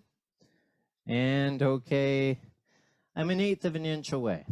So I would have to move this a 1/16 in the opposite direction.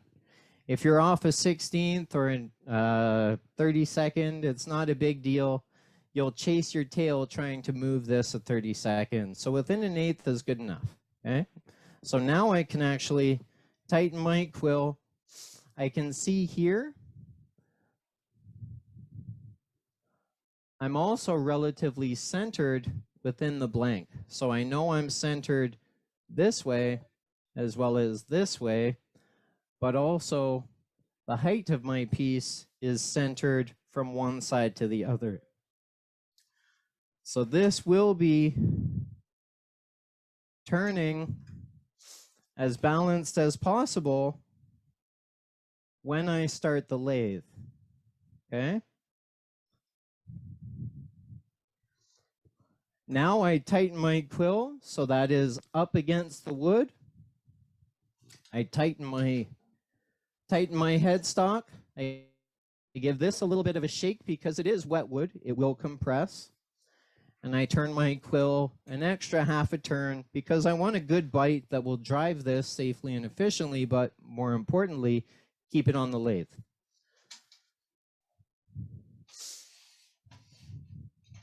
Now I set up my tool rest to a 45° to this corner, and always spin the piece of wood before you start the lathe, okay? We don't want to break our tool rest. We don't want any wood flying through the air. Now I can start the lathe. But first, I need to put my earplugs in, my safety glasses down, and my face shield on.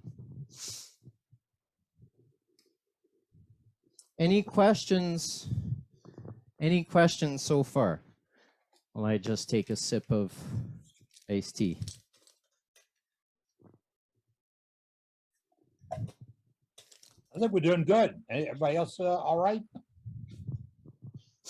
I mean, it looks like he's winging it, but yeah, we're going to keep going. All right. So first thing I do, turn the speed of the lathe down. I need to put my safety glasses on and my face shield on. And when I start the lathe, I'm listening for a wobble or a woo, almost like a bad tie rod or a, that sound will tell me that this is not as balanced as possible, as good as I can get it, so I can turn at a safe, fast speed. I'm also listening for or a click or a crack. If you hear that, shut down the lathe immediately and re-inspect the wood for cracks. Okay? We don't want any centrifugal force pulling that crack apart and potentially having multiple pieces of wood flying through the air. Now this weighs probably 5 pounds. So if it did come off the lathe traveling at 3,000 RPMs, it could hit me traveling over 100 kilometers an hour. So don't stand in the line of fire. Okay? Now the tools I'm going to use today for the outside shaping will be an Irish grind Ellsworth grind bowl gouge. I have 2 of them. This one is a 55-degree bevel angle, swept back, and this one is a 60-degree bevel angle, swept back. Really comes down to preference and how you use that tool. Okay. Always anchor the tool to the tool rest, flute facing in the direction I'm cutting. And take maybe 1/8 of an inch at a time. You don't want to get too overzealous and take too heavy of a bite. Now I'm only turning right now at 700. Now I'm at 1500. Okay.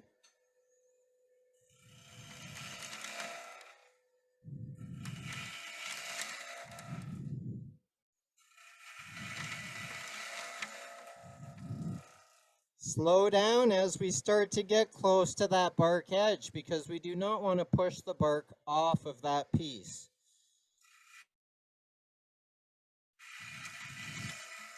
Trace, when you can, stop and show the impact you've had with that tool. See, I have quite a gap here.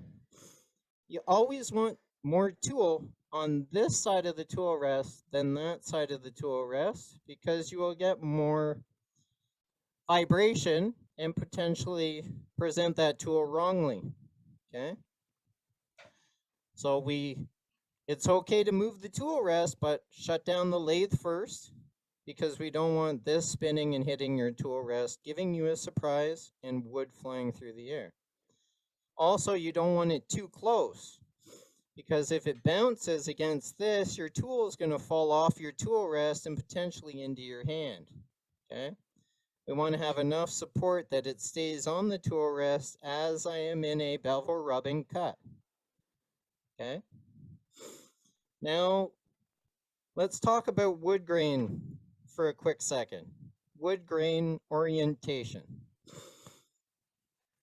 Now, the fibers of this are running in this direction. One of the laws of wood turning is you always want to cut downhill.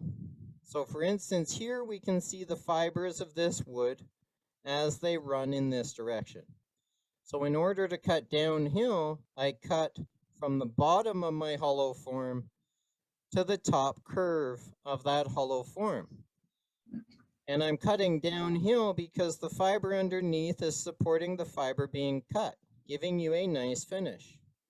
If I were to cut this way, it would separate, separate, cut, separate, cut, separate, cut, giving you tear out and all that added sanding. Excuse me. So for instance, this is the bottom of your bowl for your downhill cut to the top of that curve. Now, on the contrary, when I cut in this direction, I cut to the top of that curve because that would be cutting downhill. But in order to make that cut, I need to cut uphill to get to there to cut back downhill. So my final pass will be a downhill cut from the smallest part of that birdmouth to the highest wing of that birdmouth, and I will show you those cuts. I'm just trying to give you a visual of the grain orientation and why I am making those cuts to maintain downhill cutting so I get a superior finish with far less sanding, okay? Now, I'm only going to bring this up to here. You enter slowly. You can speed up, but you want to slow down on the exit because we don't want to push this bark off. And I only want to go so far because I have to come back to create the bottom portion or the top portion of the top curve for my hollow form, okay? So at first, I really just rough it out. So I will continue to go a little further, bringing this up to about here, and then I will start the uphill cut with the downhill cut to the highest point of my curve, okay? It will all make sense when you see it. Okay.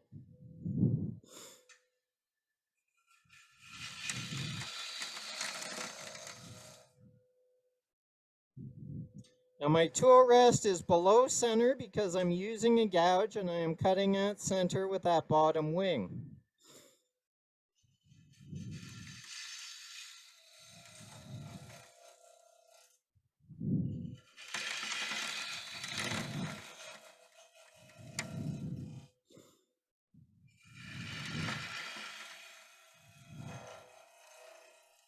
There we are.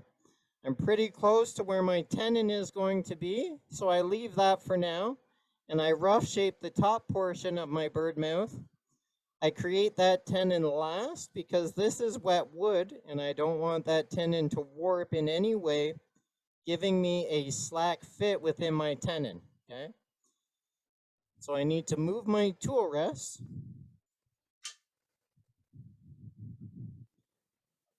To cut in this direction. So now to define the portion of my bird mouth, I am actually going to cut in this direction from the highest point of that bark edge in to about here, and then I bring that curve back around to cut downhill. So you can see that here, riding bevel into there, peeling cut into a bevel rubbing cut, just like so.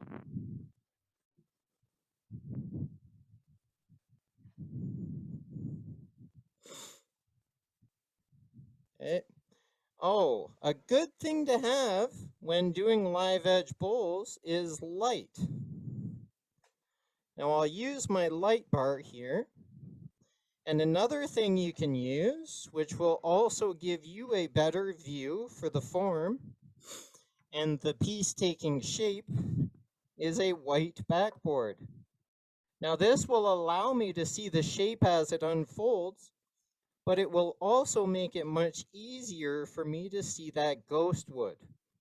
So now I can see that bark edge as it spins, as well as my light is going to light up that corner for me as well. So I'm just going to move this slightly. There we are. My light is pretty good, but now it's much more visible for us to see. We can see that ghost wood within here. We can see the highest point of that log, probably a ½ inch away from my fingertip there. Okay, so that's where I want to start.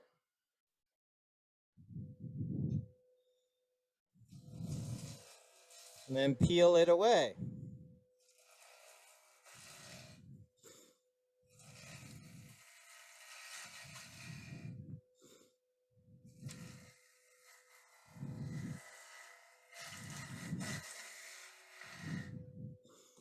So I did that cut. I come in on a bevel rubbing cut. I ride the bevel. As I approach that wall, I close my flute so I do not run into a catch with that lower wing. Now at that point, I drop the handle into a peeling cut. Now I'm in a bevel rubbing cut, and I can proceed through the cut. Okay.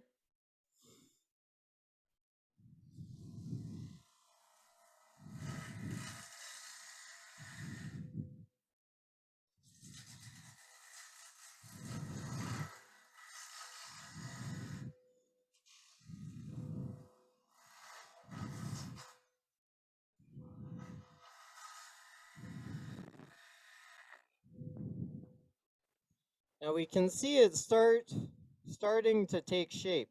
Now some of the cuts will be quite quick after I explain it, just because I'm on limited time. So now we can see our bird mouth is starting to take shape. But when I make a bird mouth, I also take into account the golden rule, or the golden ratio. So for instance, with this piece, I have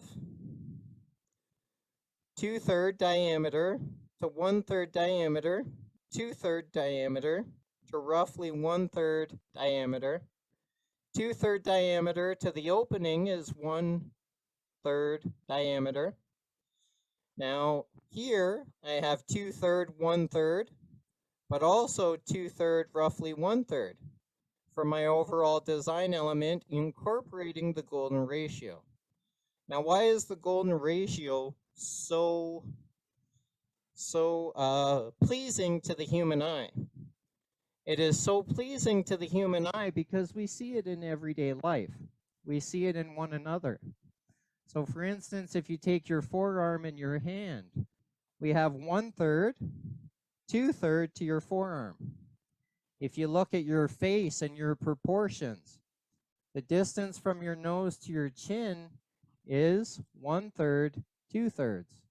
So it's very aesthetically pleasing to the human eye because we see it every day in one another and in nature. If you look at flowers and bulbs of flowers or tulips or many different things, even animals, you will start to see the golden rule, okay? So this will incorporate the golden rule. So the highest part of this curve will be 2/3, 1/3.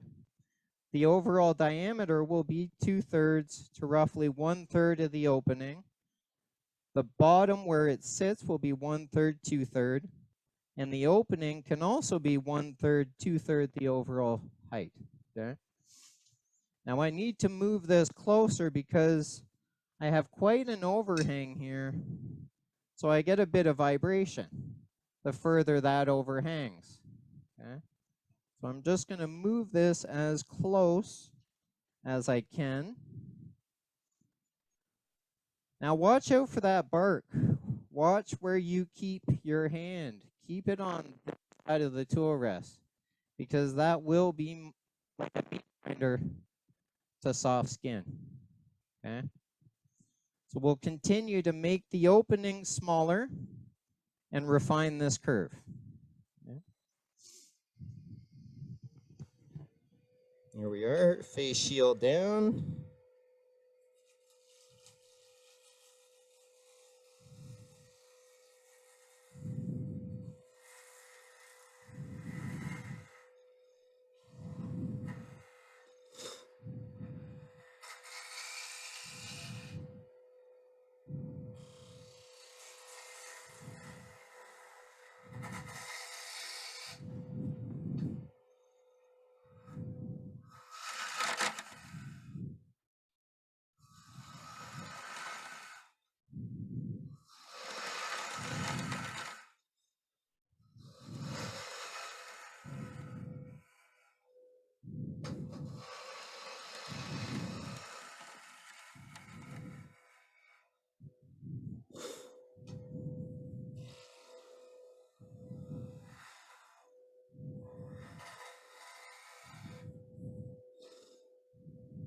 Now you can make your bird mouth as long or as flat as you like.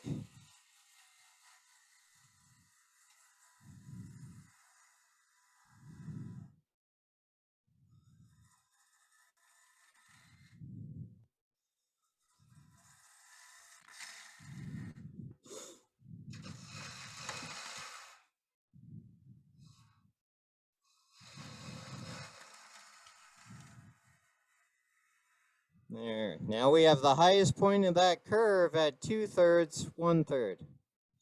Now I just need to refine the size of the opening, but I'm going to clean this off so we can see. And in order with those downhill cuts, we can see the finish right off the tool. I could start sanding and finish sanding at 240. Okay. So I need to come a little thinner here.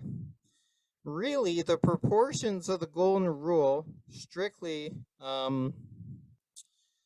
have to be on the outside, because this is what everyone sees. If the opening is slightly bigger or less, it's not a big deal. But keep in mind, the bigger the opening, the further your wood turning buddies can get their fingers in there and they can see how you finished the inside of the piece. Okay. I'm just gonna measure this quick. 2 1/8, 3 1/2. So I'm almost at that 2/3, 1/3. Remove about another 1/8 or so, and we'll be golden. I'm gonna remove this, and I'll put that there for now, just so I can get a little closer, so I have less vibration on my tool.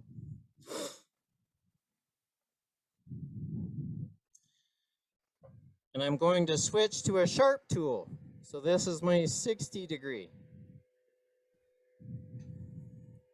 And I'm floating the bevel because I do not want to push that bark off.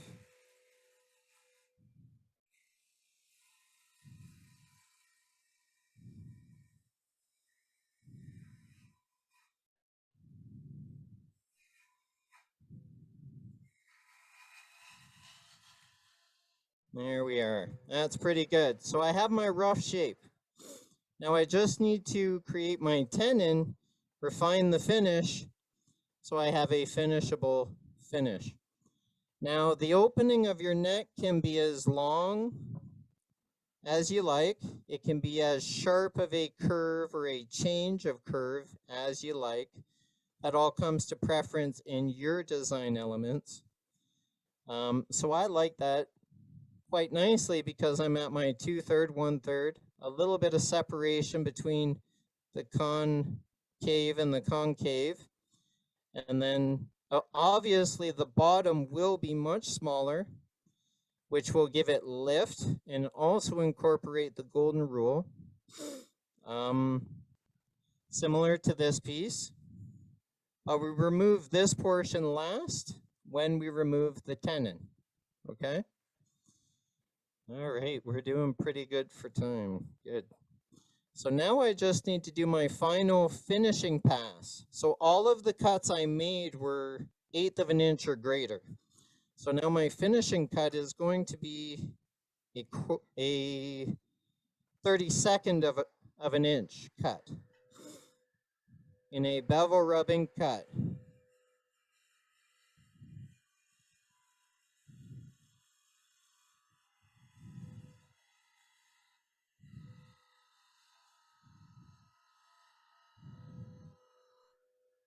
Okay. Now here, I can't get around here to do a bevel rubbing cut because I would have to be over here. So what I need to do here is a shearing cut. So my handle is low.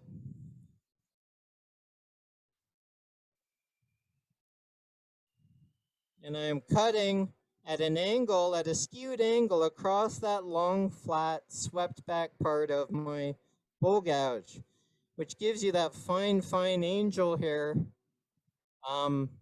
pasta primavera, which ensures that you're doing a fine finishing cut.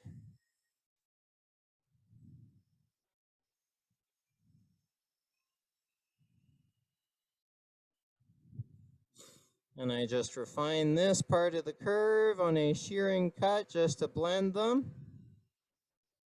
There we are. Now this will be smaller.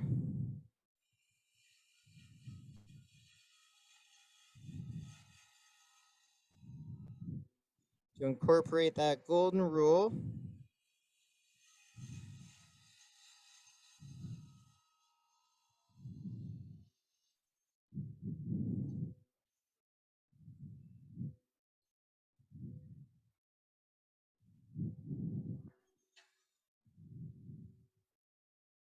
There we are. Now all these cuts on this wall were uphill. So now I need to do a downhill cut in this direction So I have a nice finished surface. It's not too bad, but I have a little bit of tear out. I could sand it out, but who likes sanding? I like as minimal sanding as possible.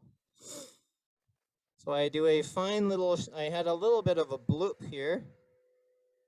It's the technical term. So I do a shear scraping back in this direction, but make sure you do not bury that nose on the bottom curve of that birdmouth hollow form, because it will catch, it will go, you will get a violent catch, and all that bark will come off and smack you right in that face shield. Now that's also why we are wearing a face shield when turning live edge material, because you never know when that bark could potentially come flying off. Especially at this point when it goes so thin and I'm doing that fine shearing cut.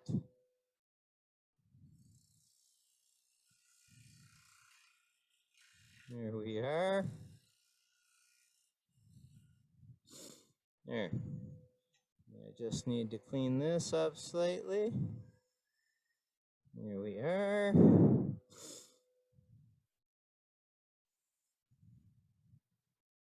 There. Now we have a nice finished surface that we can start sanding and finish sanding at 240, or start at 240 and sand up to your desired grit. Okay. At this point, I would sand, I would define my tenon, and I'll just very lightly sand. I'm not going to sand much, but with good tool control, bevel riding cuts, I only need to sand this piece very little. And it's wet wood, so wet sanding actually goes a little quicker, because the fibers of the wood are moist. They sand nicer. They're not so dry and dusty, and takes longer to sand.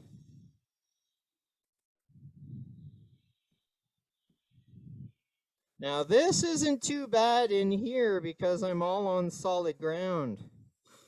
I have one solid cylinder with no ghost wood, so I have no danger of getting clipped by that bark fan blade unless I neglect to pay attention. Now, how do I sand that portion? I will also show you, because that is a great safety tip. Now, when I sand this spinning wing, I'm not going to have my fingers sanding up here, because this is spinning in this direction. And if that clips my fingers, it's going to jam them like a basketball or a football, but it will also throw my fingers into that airspace and get cut up quite violently by that sharp bark. Now, I'm also not going to sand at that center point, because this force is coming down across the top of my fingers. Again, that spinning fan blade, I'll be sanding, but it will throw me into that airspace, come back around, and it will do a number on your skin. I'll actually show that better on this camera. So we would be sanding. If we come off where we have solid ground, we'll be out here. It will throw your hand into that airspace, come back around and tell you not to where not to put your hands, okay? So we do not sand up here. We do not sand at center. We sand in a trailing mode down here. But most importantly, when I sand a live edge bowl or a heavy wing, I want to stay anchored on solid ground. So here, that inch from the opening of my mouth to here, that's my solid ground. So my fingers stay on solid ground. And I feather my back fingers out to sand this portion. while staying grounded on solid ground so my hand does not get thrown into that airspace. Okay, that makes sense. Similar to martial arts, you always stay grounded on solid ground. You have far better balance that way, and you won't get thrown around so easily. So I will be sanding like this, and then my fingers will flare out just like this to that outer edge, okay? And I will go back and forth, just like that, by keeping contact within that solid ground.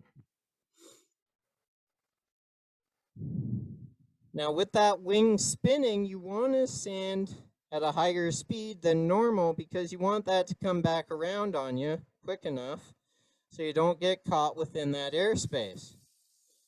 Okay, so here I'm on solid ground and I flare my fingers out to that edge, keeping me on solid ground from being thrown into that airspace. Okay? Ask me how I know. You'll only do that once or twice. Now, also, how is my hand anchored? I have my hand anchored to my tool rest. I don't have it over top of my tool rest because if I caught that, it could articulate your wrist or your arm or your hands down across the tool rest. So another way of being solid, grounded, I anchor my arm here, I anchor my hand to my arm for stability, and I anchor my finger to solid ground, flaring those back fingers out so I don't get thrown into that airspace. Okay? Just like so. You can also use this in sanding those wing bowls. Okay? Now that's good. Now the neck here, you can try and go in under here and get in that curve, but I find it sometimes tricky. And if I go up here and I accidentally kiss that, it's going to be quite hazardous to my hand. So if I do that, I'm grounded to my tailstock and I ground my fingers to the solid ground here, going down into that. Because if I touch both sides of that wood as it's spinning, it's going to throw my hand into this big wing. Okay? Now, if you're nervous about this, I'm just going to switch this so we can see. If you're nervous about doing that on that curve like this, what you can do is take a pencil, wrap your sandpaper around that pencil,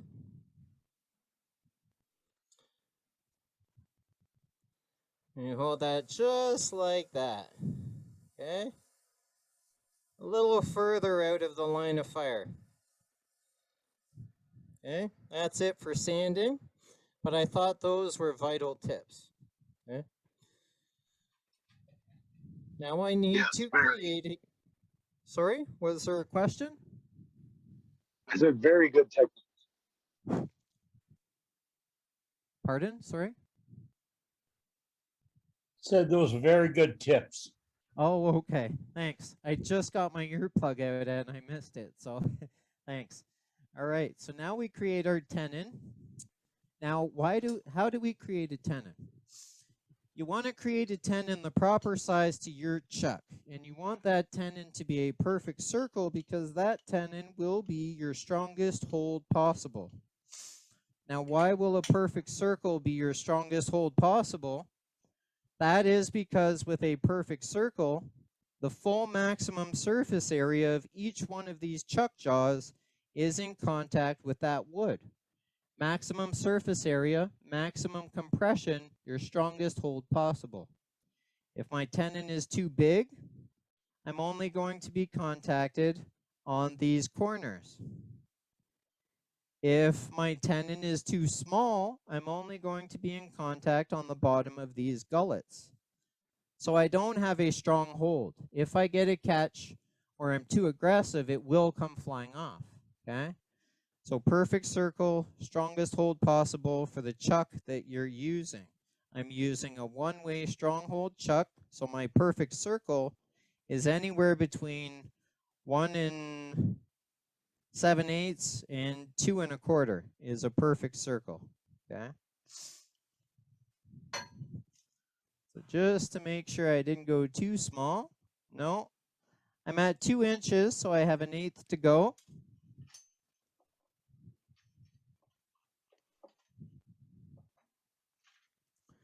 And I create this with a modified bowl gouge. Now my modified bowl gouge is a Thompson 1/4 inch bowl gouge. This was sharpened with the Varigrind, but it's sharpened and I removed those wings. This is what I use to cut my tenons and my dovetails, or my feet. Now at first I'm just truing up the bottom. And I come in and I close when I approach that wall. And that gives me my perfect right angle for my tenon. Okay. Now, how long should our tenon be? How deep should our tenon be? The distance from the top of our chuck body to the top of our chuck jaw to the bottom of our chuck body is a 1/2 inch. Now you don't want your tenon to be a 1/2 inch because we don't want to be bottomed out in the chuck. If we're bottomed out in the chuck and we have a catch on that opposing corner, it gives it leverage to get pop out of the chuck and come flying through the air. So you want a little bit of an air gap, a little bit of an airbag in between that wood and the bottom of your chuck body. So your best tenon possible is 3/8 in length, okay?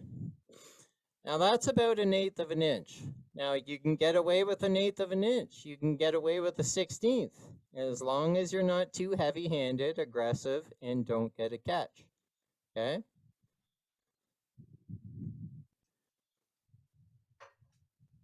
So I'm happy with that depth, and I'm happy with that size.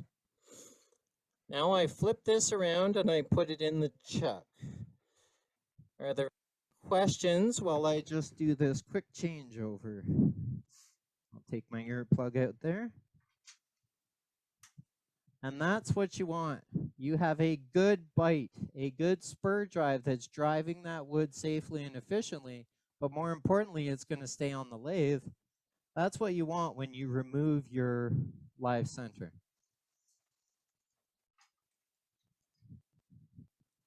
Remove this because it's not funny when it hits your funny bone. Ask me how I know. I only did that once or twice, and then I forgot and did it once or twice more. But I don't do it anymore.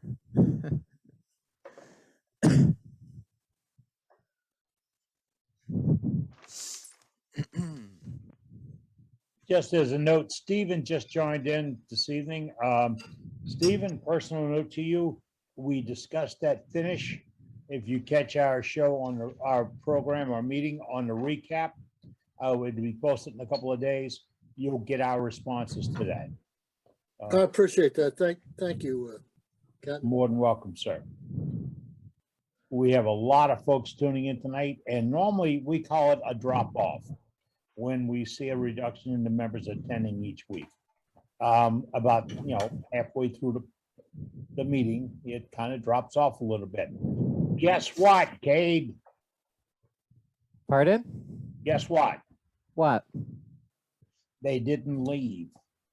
Oh, that's good. Sweet. We're all watching. This is as good as what Dane did last week. They're waiting, or Doug Rowe did last week. They're waiting for it to blow up, Kade. I know. We're at the NASCAR race waiting for it to hit the wall. So here's the finish straight off the tool, sanded to 240. They were slicing cuts, not scraping cuts. You get a far better finish, less sanding. Okay. Now I have my chuck on. Oop. Rule of thumb, my hand in the chuck, my hand never leaves the chuck. You don't want to get doing something, forget that you left that in there, come back and start the lathe because you'll have an anti-tank round flying through the air. It could be very hazardous. So I always instill hand on the chuck key. It's in the chuck. Your hand never leaves that chuck key. The only time my hand leaves that chuck key is when it's back on my workbench. Okay.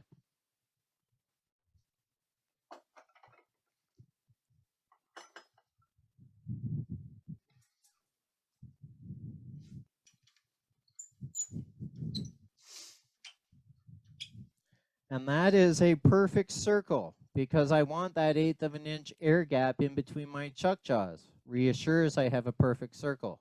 Maximum surface area compression, strongest hold possible if I am too heavy-handed or get a catch. Okay. We can also see through the gap. I'm not bottomed out in the chuck, so it will not have leverage to come flying out of the chuck. One thing I tend to do is bring up my live center just for support as I tighten this, because sometimes with a serrated straight-sided chuck, if the bottom of that tenon lands within one of those serrations, as I tighten it, it can pop off slightly. But by bringing up your live center and giving it a 1/2 a turn or an 1/8 of a turn, I did a 1/2 a turn because my quill wasn't up against my live center yet. But if it was, I would only do roughly a 1/4 turn, okay? It reassures that my chuck jaws are up against that collar and they're compressing that tenon. So this will run as true as it did between centers. Now I can tighten my chuck. And I always tighten it from both holes, just in case one is loose. There must be 2 holes for a reason. But yeah, I want it to be tight enough because I don't want this flying through the air, especially with that sharp blade. Okay. What am I at? Okay, 40. Good time. The wood will also compress because it's wet. Okay. There we are. It's pretty good so far.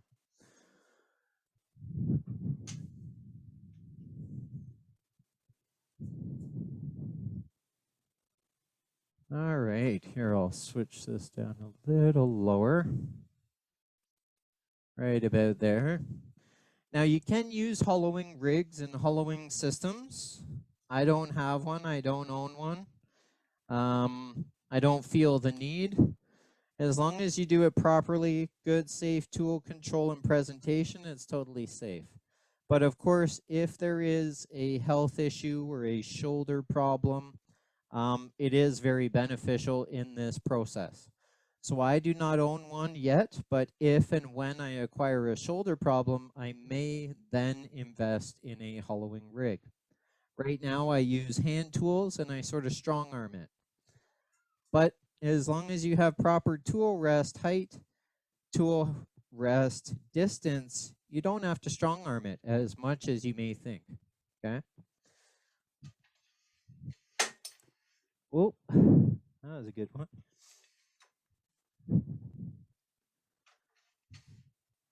Now I line up my tool rest parallel to this surface, okay?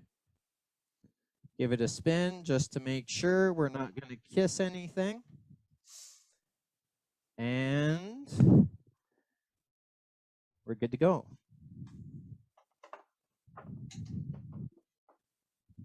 I can also use my white backing if I choose to, just so I can see that spinning wood as it's spinning, and you can see that there.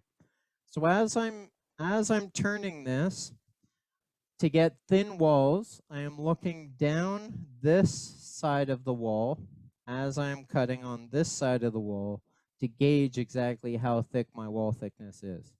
So wear a face shield because if you hit this wrong and the bark comes flying off, it will be flying through this area. So definitely wear a face shield, okay? but I can't necessarily look directly over top of it because of the camera as well. So I will be looking at it slightly at an angle off the side. Now, to gauge wall thickness, if I want 1/8 of an inch wall thickness, I set this to 1/4 inch. And I will show you why.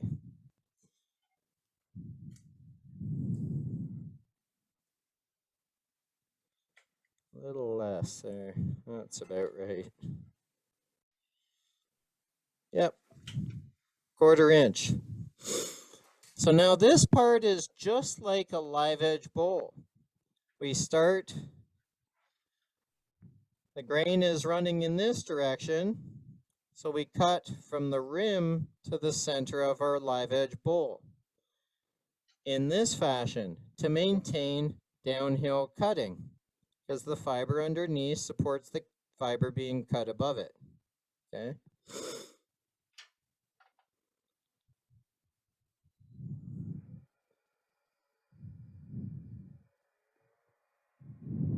I'll show this cut here first. I line up the bevel. This bevel lines up corresponding to this outer wall. So when I enter,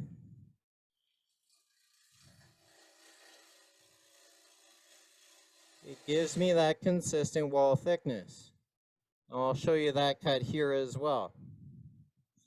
But in fact, I'm actually going to put a light on this so we can see the ghost wood live edge piece spinning on the lathe.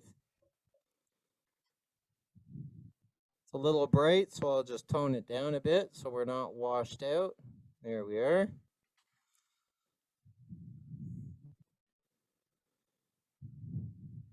And I'll show that cut on this camera. Just going to remove this. So I enter, line up my bevel with the corresponding wall.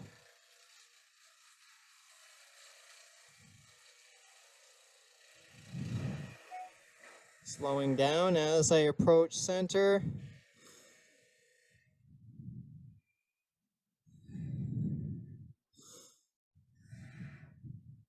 There we are.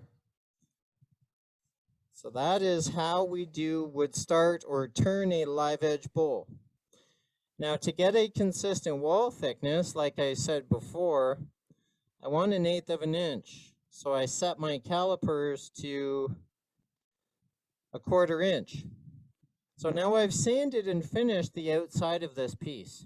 I don't want to scratch it with my calipers.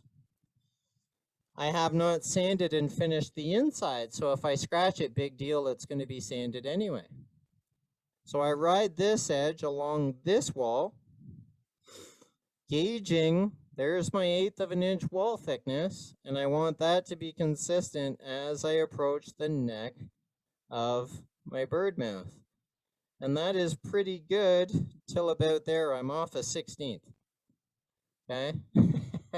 1/16, big deal. But if I was really worried about it,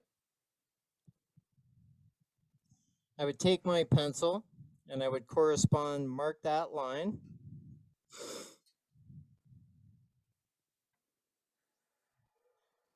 Now I know I ride my bevel here and I pick up my cut at that line to take a 1/16 of an inch to give me that perfect wall thickness.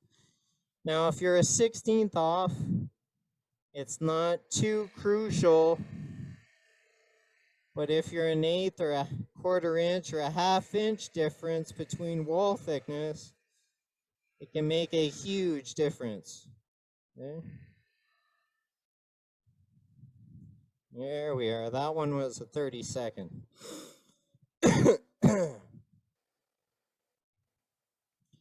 Now I have good consistent wall thickness from the top of my birdmouth hollow form to the base of my birdmouth hollow form. That 1/8 of an inch is consistent throughout. Okay. Now I want 1/8 of an inch gap between here and the opening. So if I take that and I eyeball it, pretty close. I switch to this camera, I can see, okay, there's the opening of my birdmouth hollow form.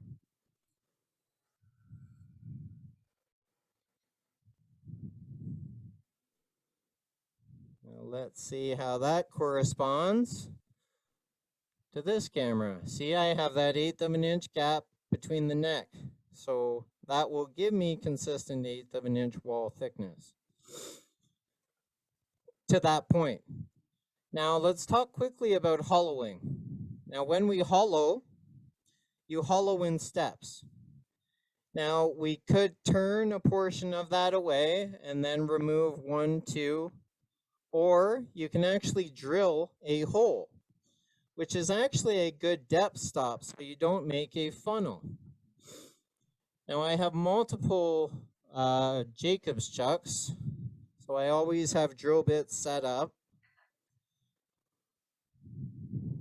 So the first thing we're going to do is I take my drill bit and I line up. I'm just looking over top quickly for a sec. You can see through my visor. I'm looking at this to line this up. And then from there, I set this on there. And I can see if I drilled to that point, I would be that deep. So I'm going to drill to about there, giving me a 1/4 inch on the bottom so I can refine the bottom, make the concave for the bottom so it sits flat. And that gives me my 1/8 of an inch base with my 1/8 of an inch walls, so it dries evenly, efficiently, with minimal moving and warping, which will cause cracking.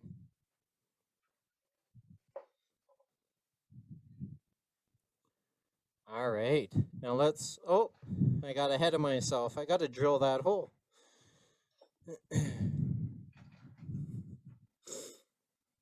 Now, whenever we use a drill, we want to hold on to the Jacob's chuck, because if the drill bit heats up, the wood will expand, grabbing the bit, outfeeding our Jacob's chuck, or potentially pulling this out, but less likely. Most likely this will outfeed and bind within there. Also, we want to drill through the wood. We don't want to burn through the wood. So if you drill properly at the end of this, you should be able to go like this, okay? You shouldn't be able to fry an egg on your drill bit, okay? If you can, the speed of the lathe is too high, or the feed rate is too slow, or the speed of the lathe is too slow, the feed rate is too fast, or a combination of all four, okay? So we don't want to burn through the wood, so we slow the lathe down to about 200. I bring this up so I'm just about in contact with the wood. Hold on to the Jacob's chuck. Now I'm going to do this in steps. I'm going to do maybe 1, 2, or 1, 2, 3 to my final depth. That will ensure that this doesn't heat up too much and I can't fry an egg on it, okay? So I'll show a first drill in this position, and I'll actually I'll show the first one here, the entry. So I'm not against the wood yet. I'm about a 1/8 of an inch or 3/16 away. Now I feed my quill into the wood out there and remove it just as fast, because we do not want these to bind on the drill bit, heating it up too hot that we can't even grab it, okay? Also, you don't want those to build up in there, heat up, caramelize, because it will heat up the metal, expand the wood, grabbing your drill bit. So now I'm going to drill down to the bottom.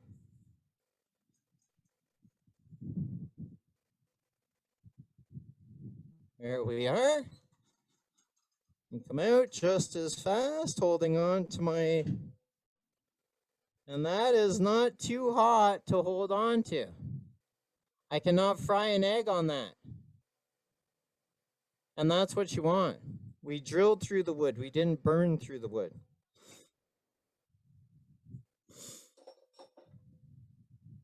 That will also increase the longevity of your drill bits by not burning them.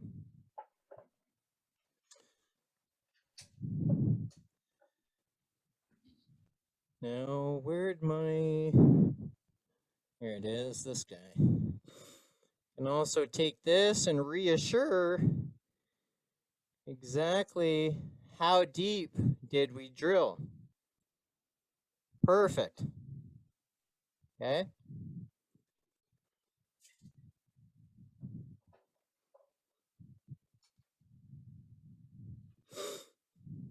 Now the first part of this, you can actually use your Ellsworth.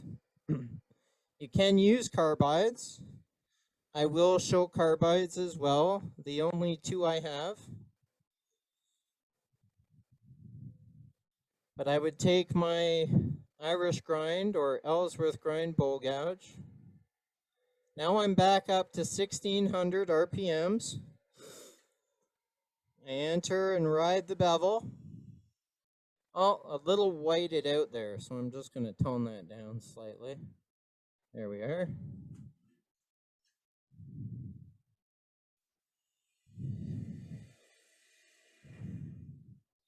You can remove some of the bulk of that wood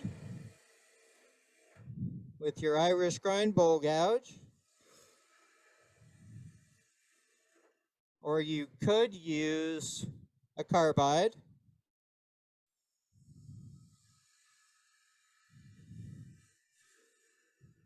There we are. I don't want to go too deep just yet. We do this in sections. So first off, I drill down to my depth. I then remove 1.5 of 4. Now I prepare to remove 2.5 of 5. Then I will remove 4 and 5 and refine 3 and 6 before I go to 7, 8, and 9. Okay? So I'll show you that now because we want to keep the structure down here. Well, we want to keep the structure down here before we go too thin because that keeps structure to the vibration and the movement of the wood from the tool hitting the wood. If I remove too much material down here, we have no more support up here to go thin. We will have more vibration, more flexing, and then oh, bang! And we got 5 pieces of wood flying through the air. Okay? So that's why we do it in sections. Leave the meat down there for stability and support. Okay? Now the 2 carbide tools I'm going to use are... I'll actually just shut this off quick for a sec. This is my 6mm Hope hollowing tool, which is actually their tool that fits in their hollowing rig. I just bought this tool for the time being. Last time I was in England and Ireland attending a symposium. The only other carbide I own is my Swan Neck Easy Wood tool. And that allows us to get up and around that curve to refine our wall thickness to 1/8 of an inch. Okay? So those are the 2 tools I will be using today.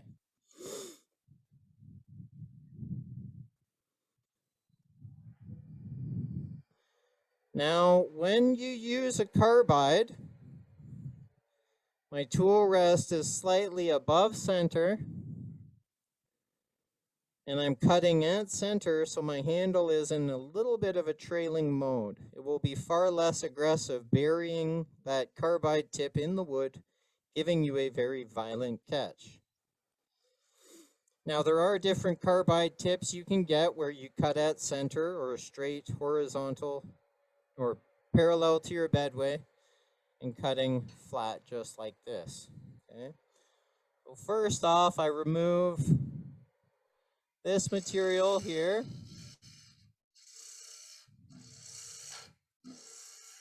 Oh, little too aggressive.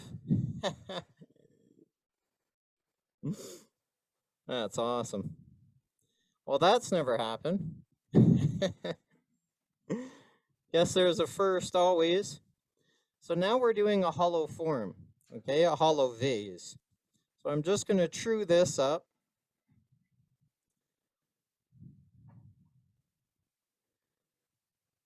Now, why did that happen? I was being a little overzealous, a little too aggressive to really remove some material just because I didn't want to take too much time. And I just sort of was too aggressive and the fibers tore from one another. I actually didn't get a blowout because this is still intact. It was actually too aggressive, too heavy of a cut, too much vibration, and the fibers severed. Okay, but maybe I can use that for something later. Okay. Yes, there's a first for everything. I've done tons of these and I've never blown one up.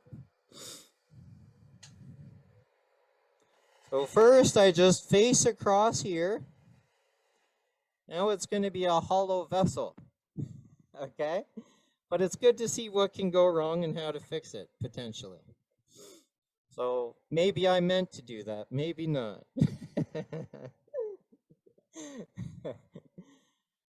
Not so likely. All right, so now we're back at center. I'm using my carbide.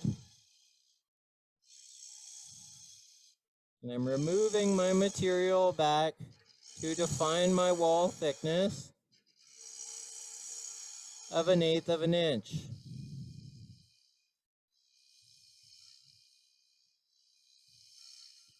Now straight up and down, it's going to be roughing cuts. You're going to remove a lot of material. Slightly angled, it's a shearing cut. And we can see that better on this camera. You see these set screws are aligned with my carbide, so that gives me a visual if I'm hogging wood or I'm shear scraping wood, okay? So here I'll really hog that wood away. And here I will get more of a finishing cut to really refine those walls, okay?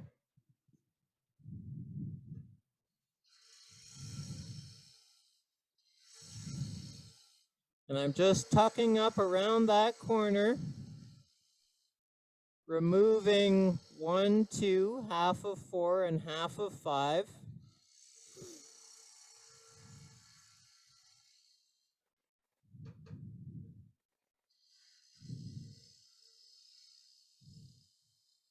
Now I could also do this with an Ellsworth gouge,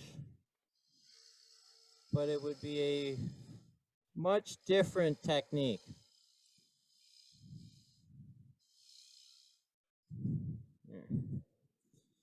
So let's see where we're at here.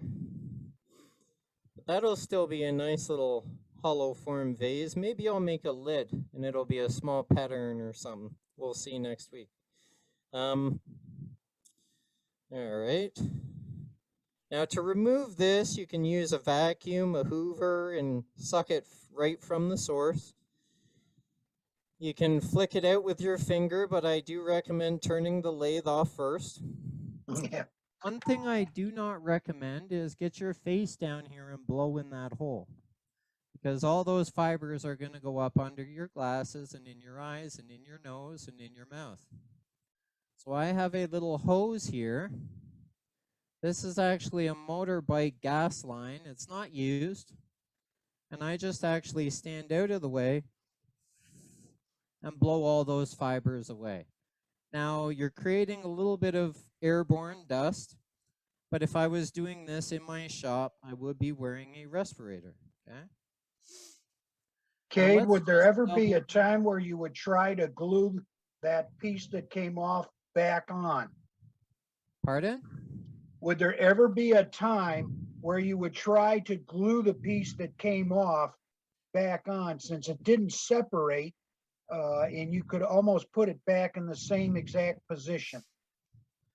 I suppose you could glue it back on. It would be quite a bit of time fussing around to try and get it perfect.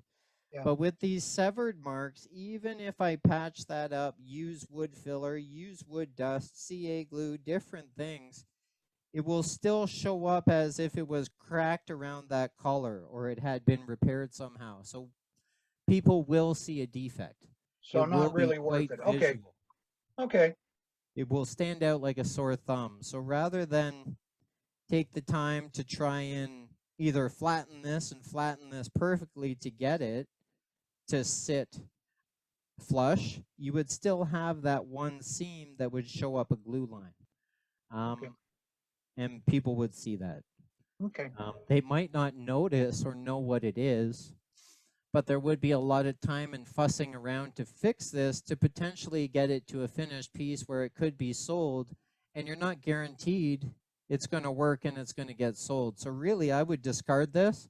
I would throw another one on the lathe, and it would be done in 15, 20 minutes if I didn't have to talk about it. Okay? So we'll just double check our wall thickness here. Oh, pretty good. 1/8 of an inch at the lip here. Not quite down here yet. So I know to continue in the hollowing. Now I'm hollowed into about here. I can actually remove material back to here, and I can do all of one. So actually what I'm going to do, so I've removed 1, 2, half of 4, and half of 5. I'm going to remove the other half of 4 and 5, and now I can get my swan neck in there to really remove 3 and 4 to give me a really good consistent wall thickness, okay?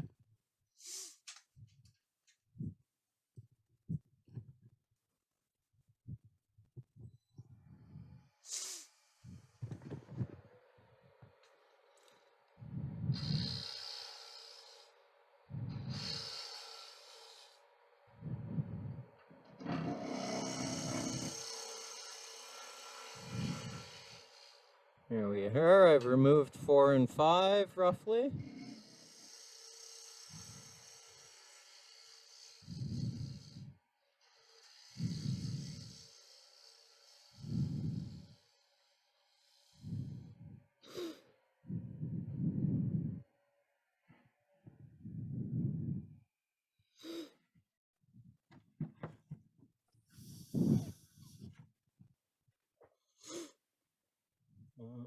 This guy, I have a little bit of fuzz here.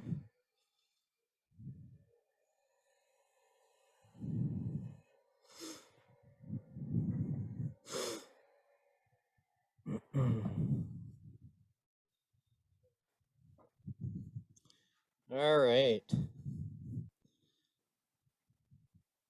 So now I have hollowed down to here. Now it allows me to get my swan neck in there, up and around this corner to refine that wall thickness. So I will do that now. Now with this tool, you want your tool rest out further from the opening,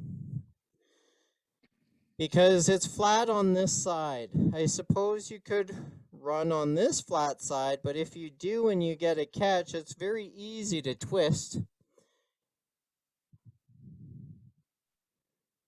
And if it twists, it will actually force that cutter deeper into the sidewall, creating more of a violent catch, potentially a blow up, but you might not be able to hold on to this. So what we want to do is we want to move our tool rest back further so we're anchored on the solid part of the steel here.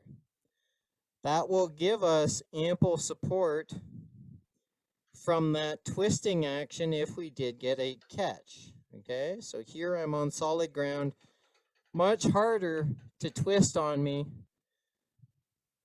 burying that in the wood, and this will blow up into 5 pieces.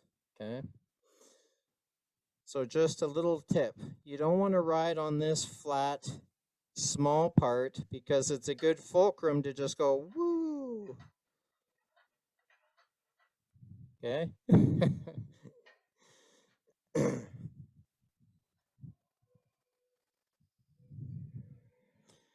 All right, one thing I wanted to mention was how I hold the tool and where I anchor it to my body, okay? So here, when I'm using this tool and I'm hollowing the inside, I am looking down it like the barrel of a rifle. I have it anchored to my body and I am moving in and out, but this hand moves in, out, and side to side. Okay? I don't want my elbow way out here because I'll have more vibration, more torque, and that could be hazardous to your elbow, your joints. So have it anchored to your body. Okay? Now when I use this one, since it's much longer, I actually tuck it slightly under my armpit or up into my shoulder as if I'm holding a shotgun. Okay? And there, again, I move back and forth. This hand moves back and forth to articulate that cutter where I want it to go. Okay?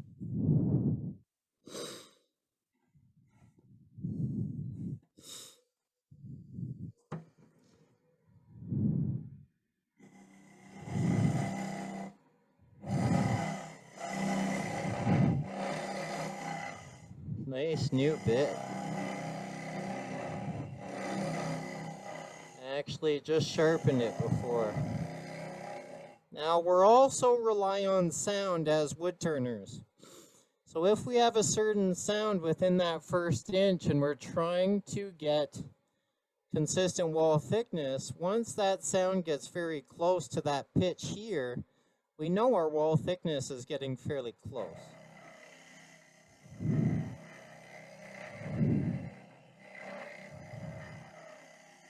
Now let's just double check.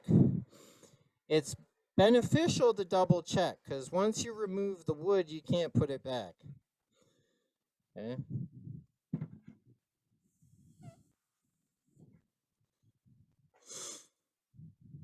There we are. Now I'm at my 1/8 of an inch wall thickness.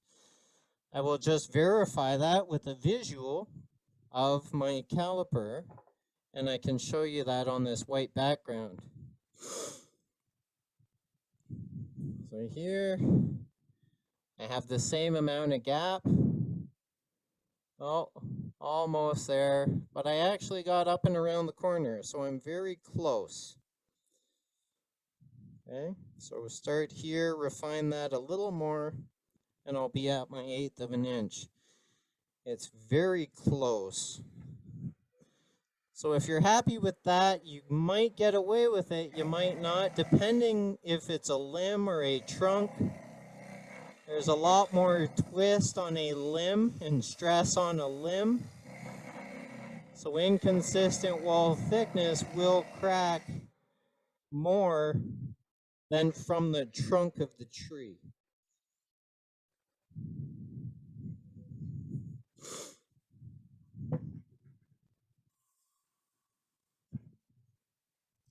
Now remember, this is wet wood.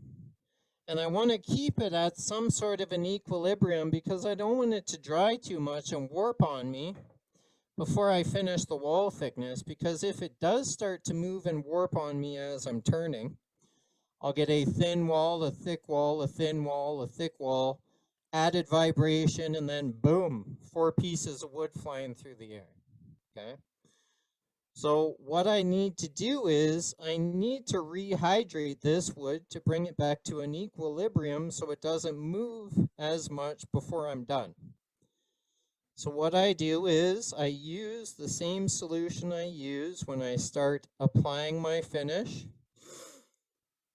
And that is a diluted polymerized tung oil, 50-50 with mineral spirits.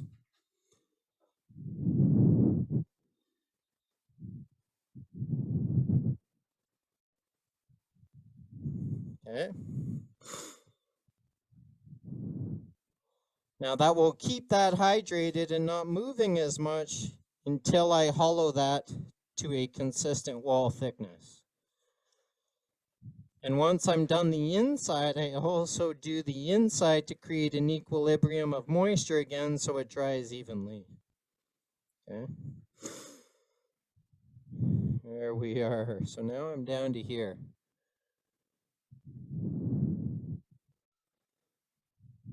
Yep. So a little bit more there. And then I will remove 7, 8, and 9. Oh, my tool rest is far too close for me to be supported on this part of the tool. I would only be supported here. So I need to move my tool rest back slightly.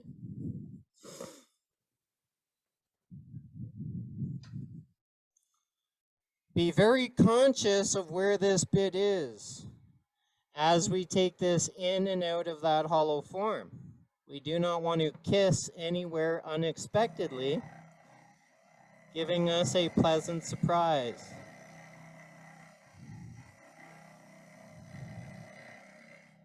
There. Now I'm happy with that. And I'm happy with my wall thickness on the top 2/3 of that hollow form. Okay. Now I need to remove 7, 8, and 9. So matter of fact, since I have this out, since I have my swan neck out, and it's in hand, I can actually start and I can go in on this angle, start removing 7, go into 8, and then refine 9 to my consistent wall thickness, okay? So I don't necessarily need to change tools. I could go back to my straight tool and remove the center portion and then go back to my swan neck. But since I have this in hand, I can do it all with this.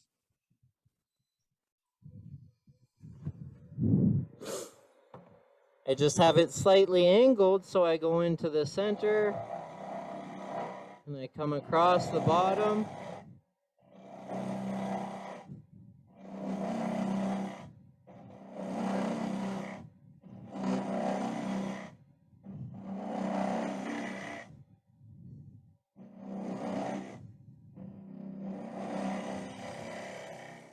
Now there, I'm at the bottom of my depth stop where I drilled to.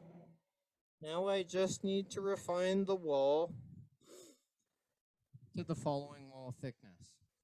But it's amazing when they fill up with that amount of shavings how it throws your tool around. You don't want too much vibration and you don't want your tool being thrown around, because when you're going this thin, if you get a whoops, it's a boom. It's not just a whoops. You don't have enough there to do another pass. Yep. Actually turn this up slightly.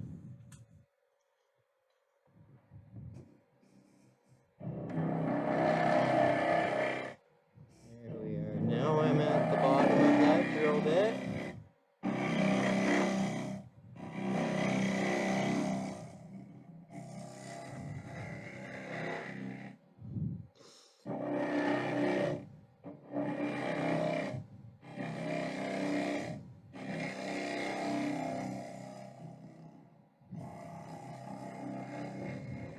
Here we are. And again, double check our wall thickness. Now, I still need to remove some of the wood at the base, like we can see in this picture. We do majority of it, but then we have to refine the bottom of the base to get that 2/3, 1/3, or that golden ratio. Make the base more petite, it gives the piece more lift. Also incorporating that golden rule. So I create an 1/8 of an inch wall thickness all the way down to here, and I leave maybe 3/16 to refine this into the tenon to give me the 2/3, 1/3. Giving me the golden ratio, but also a more petite base, giving it lift. Now I'm a little thick here, so I just need to remove that.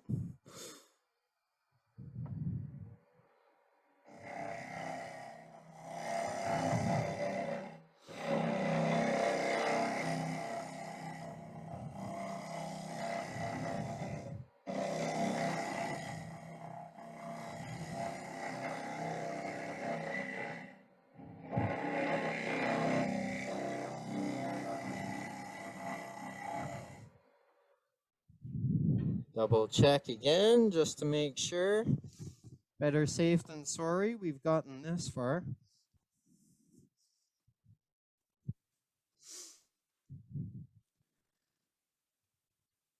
Yeah, there we are. One more pass, one more pass. I have wall thickness here and here, a little thicker in here.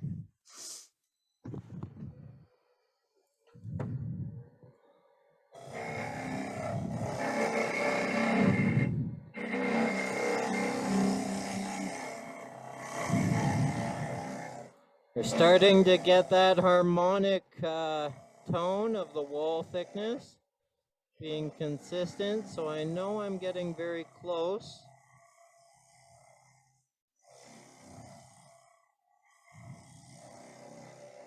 And famous last words, final pass, one more pass, one more pass. Now all I need to do is flip this, refine the bottom, and remove my tenon. Yep, I'm happy with that wall thickness. And I'll show you the inside after, what the finish is off the tool. Now when I sand hollow forms, depending how deep this isn't that bad. I can fit my fingers in here, I can sand. Just be careful, you don't want these bound in a tight corner and getting torqued with the torque of the lathe. So if they're tight, bring one out slightly and just use this portion of the tool to sand, or your finger to sand, okay? And I'm happy with that. But if you have a deep form or a hollow form that's fairly deep, that you would be nervous or conscious of putting your hand in that hollow form, if you're nervous and you think you shouldn't do it, probably shouldn't do it because it could hurt you. So I have a really handy high-tech tool here. It's sandpaper attached to a broomstick. And that's what I use for my very deep urns and vases, floor vases, that sort of thing. This is 80 grit. And here's a smaller one. This one is 120, okay? Now this allows me to get in there and sand without having my hand in any harm's way. Also, if this were to come off, well, I have a little bit of a ding there.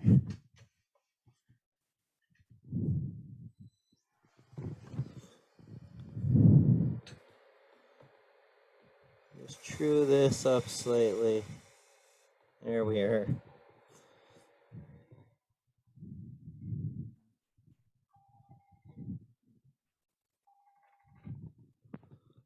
Here's my alarm. Yep, I had a little bit of a chip, so I had enough meat there I could still remove it. Okay. Now when sanding this, it's really good because I can get in there and sand, hands out of the way, but also if this comes off the lathe, I can actually guide it away from me so I am not in the line of fire. Okay.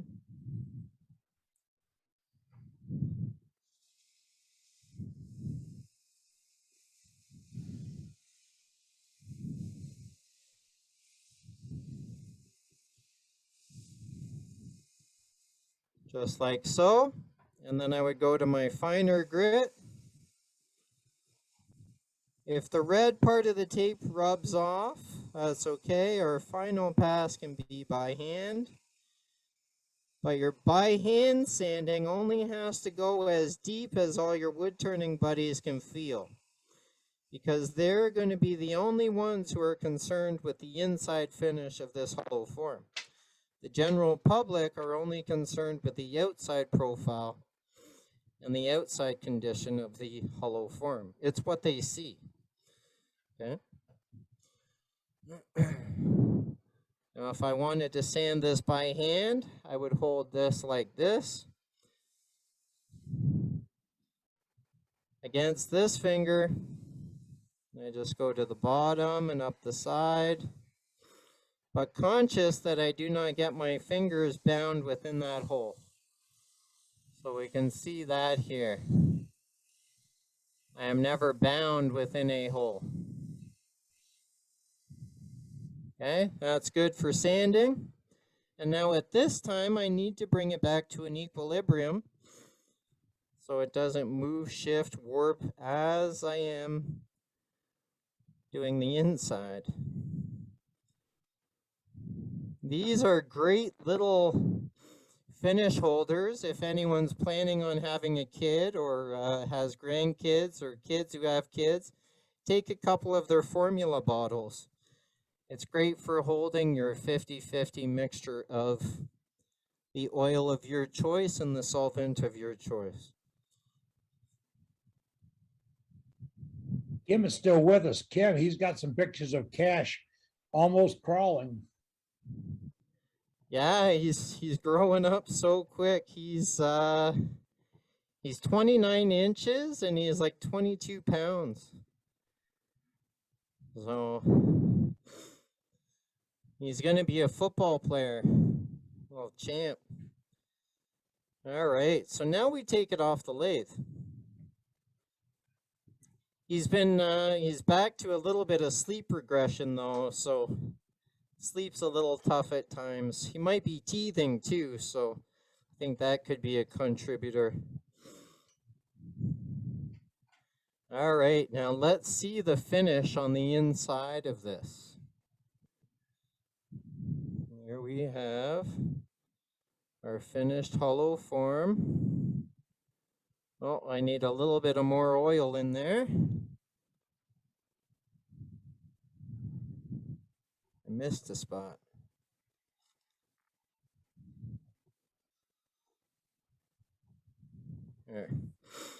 There we have our hollow form, which if it was a bird mouth, it would have been, oh, there we are.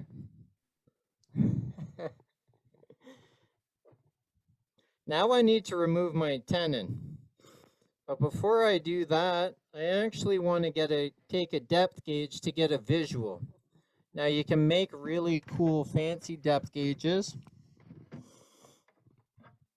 I get mine at the dollar store. You get a whole lot of them for $1. I just stick that in the center. I align the two walls to there, and I know that I am that deep into this hollow form. So once I merge these walls to my bottom 1/3 to the 2/3 maximum diameter, I'll actually go slightly into my tenon and create that concave, giving me 1/8 of an inch all around, so this moves evenly and dries evenly. Now, if it were a bird mouth hollow form, you can't use coal jaws. I suppose you could use a vacuum chuck, but you would have to tone down the suction for the thin walls. You could use pin jaws or collet jaws or step jaws, which would actually go within the opening of that recess and expand to hold that piece. But you have to take into account how thin the walls how thin did I go on the walls? Will it be able to withstand that pressure? I don't do it that way. I do it with a pressure chuck. So I take a scrap piece of wood and I mount it on the lathe.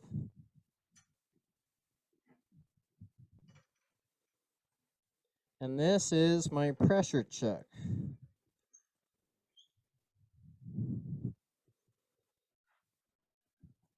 Which will actually go, you could also create a jam chuck to jam the opening of that hollow form. But also need to take into account how thin the walls are, how much force is going to be on the bottom as I am removing that wood, how heavy of a cut am I taking. So I find this to be the easiest way.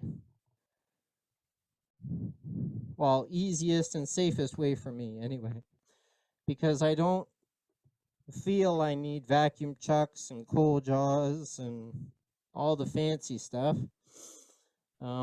you can get away with the basic of the basic. Okay. So now I have this to the same curve as the bottom of my form because I do not want to dent it too much. I use router mat for padding, just so it doesn't dent the wood or it doesn't, if this spins, I don't want the wood friction burning a burn in the bottom of my hollow form. So this will also counteract that. Now this is router mat, dollar store, best bang for your buck.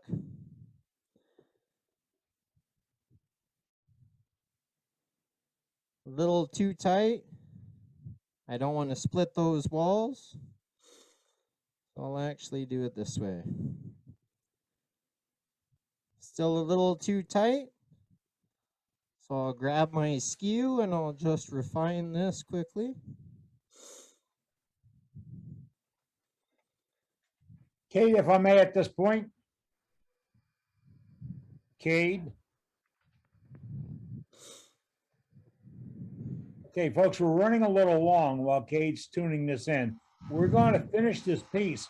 We may not get to the video gallery or gallery tonight because our 9 o'clock stay is where we want to be, but we don't want to miss this demo.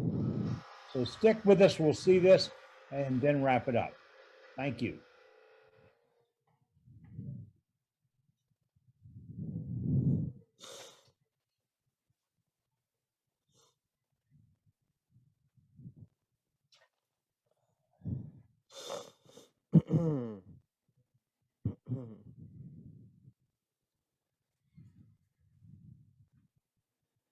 There we are. Now it fits. It's not too tight. It's not going to split our thin walls. And the reason I left that pinhole is so I can recenter this with my live center. There we are.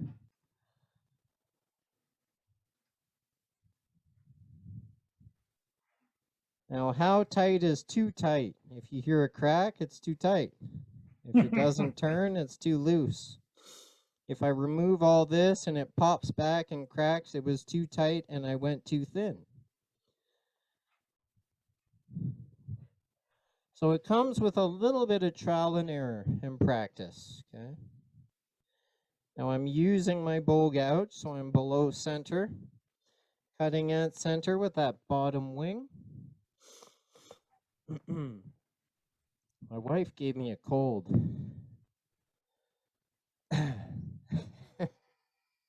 I'm just getting over that, but at least it's not COVID.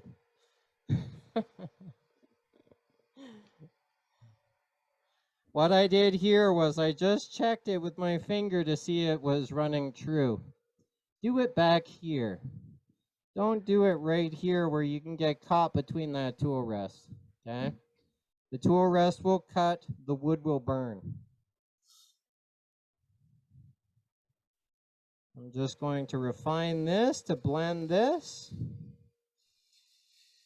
And I'm doing a peeling cut or a shearing cut.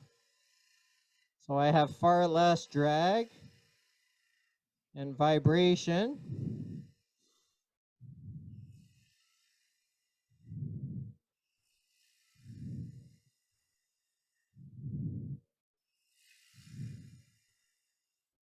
There we are. Now I'm at my 1/3, 2/3.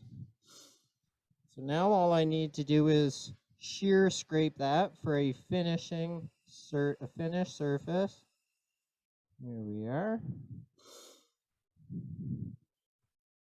Remove my tool rest as it slows down, or stop it completely. Would be your safest bet. Sand this again here, just to blend any wobble. Now your fingers shouldn't be burning when you sand. If your fingers are burning while you're sanding, the speed of your lathe is too fast or the pressure you are applying is too heavy. If you apply too much pressure or sand at a high speed, the wood will heat up and can potentially crack as it dries too quickly. Now, whenever I sand, I would be wearing a full respirator. But an added benefit of reapplying this oil is I'm wet sanding. So it's a much heavier dust that settles to the floor rather than in my lungs. The only thing is you sacrifice sandpaper because it clogs up your sandpaper. That's okay. I'll happily sacrifice sandpaper over my lungs. Okay? And also by doing this and wet sanding, you actually get a better finish.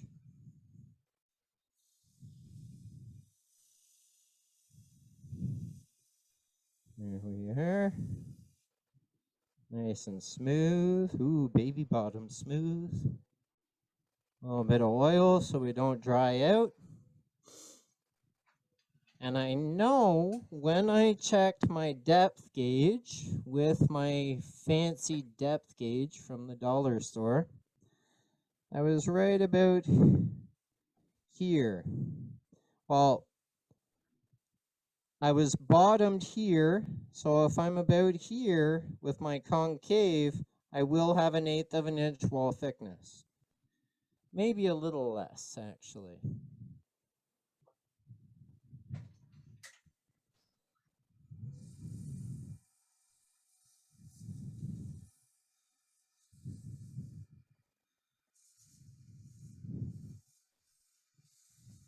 Well, if we haven't mentioned it early this evening, I did mention it, pardon me. If you want to be on our contact list, put the information you wish to share with members and members only in our chat. And while you're looking at the chat, Doug Miller's released details that he's going to have a demonstration tomorrow on turning a walnut bowl. And I think he's got a giveaway. So watch Wood Spun Round tomorrow and check out what Doug's up to. And thank you, Doug, for handling the gallery tonight. Not a problem.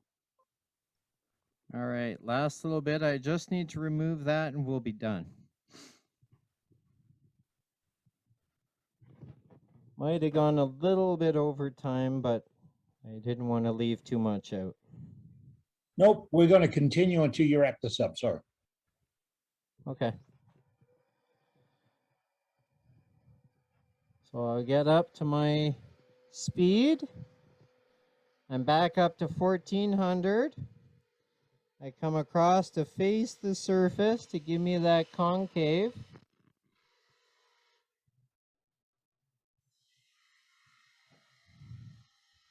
Here we are.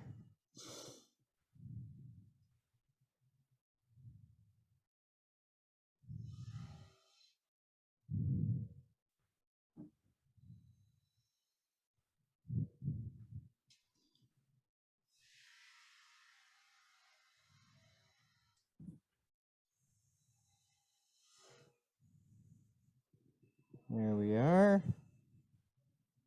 And at that point, you can sand or you can cut through. If I have more material, I would create a triangle to remove that. But we're pretty good.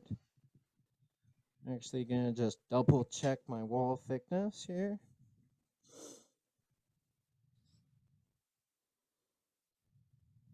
Yeah, I got some meat there.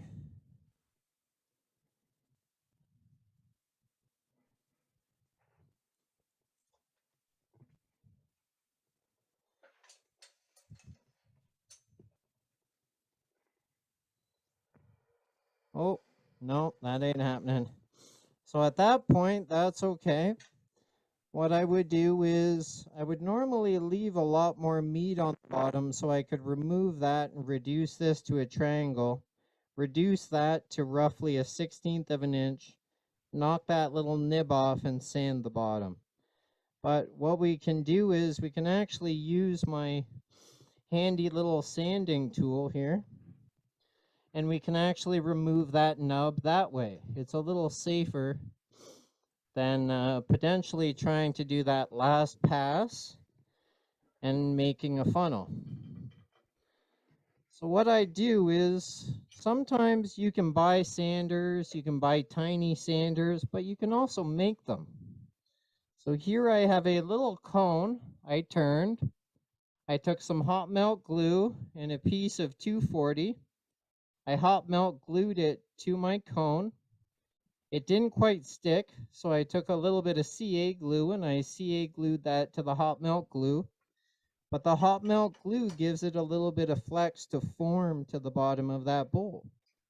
And I mean, we're going to buy wood anyway. Why not make a sanding disc to sand those little nubs off the bottom of your bowl? Yeah.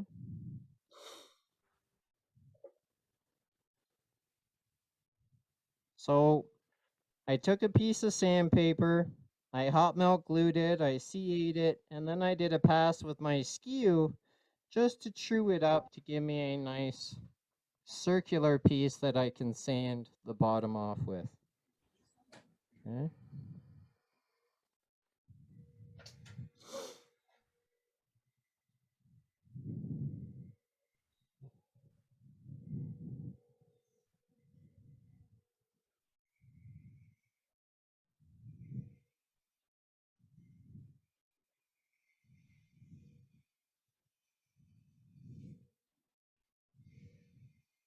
Just got to be careful you do not kiss those sidewalls where we created that concave.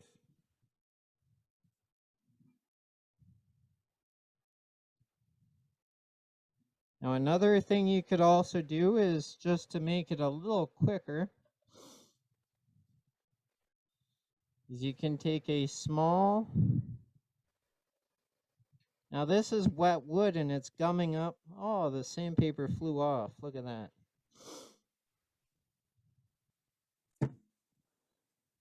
It's all right. Super glue.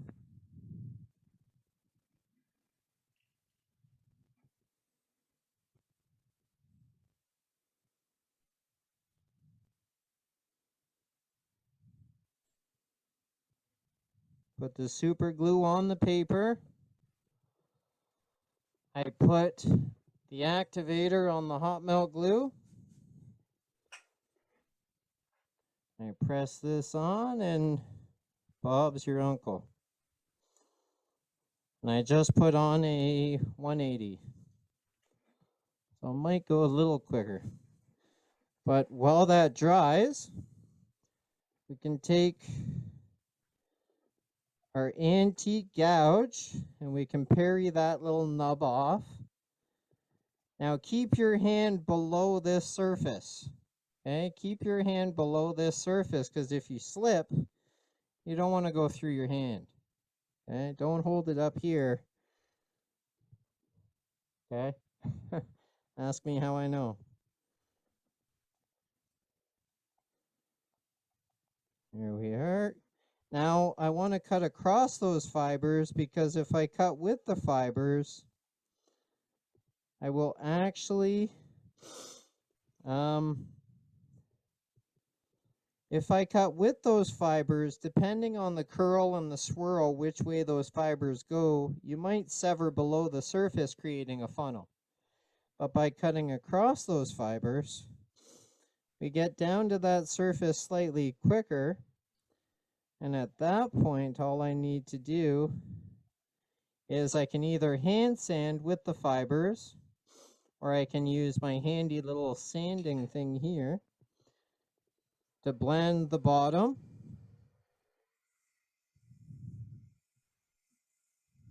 Here we are. There. We have a nice perfect bottom to our hollow form.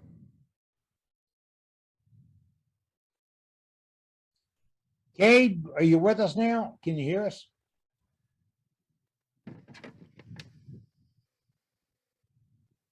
Pardon? Okay, now we got you. That is one beautiful piece. I know you blew it up a little while ago. That was, but you recovered. and you recovered the way a wood turner would recover. No waste wood, nothing into the burn pile. Well, a limited piece, but you can save that and do something with it, couldn't you? Yeah, I'm actually going to create a lid for that. So it'll be a lidded hollow form. All right. We did get a lot of comments in the chat tonight, folks. If you would save the chat, and if you want to be on our contact list, put that information on the chat.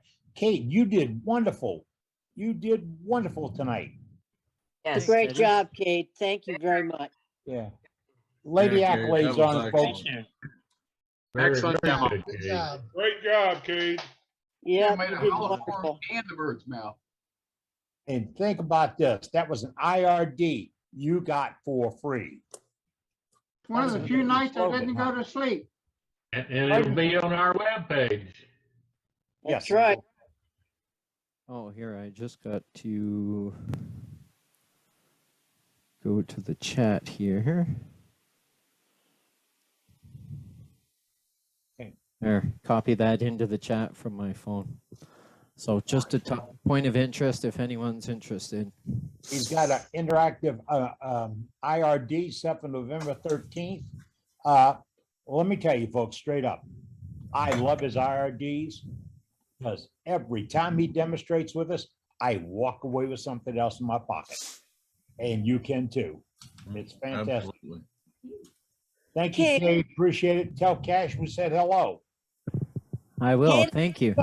Thanks, I Kate. know it's late, but I got a question for you. Go ahead, Okay, please. what's the question? When you're doing your scraping cuts, what part of that tool is actually hitting the piece?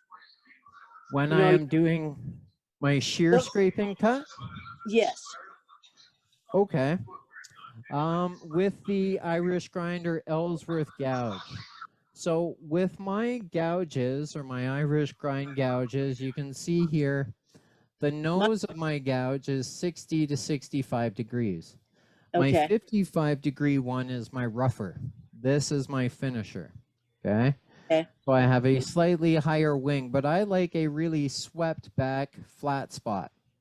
Now, when I am doing that shear scrape, I am actually on the tool. Actually, I'll switch to this camera here.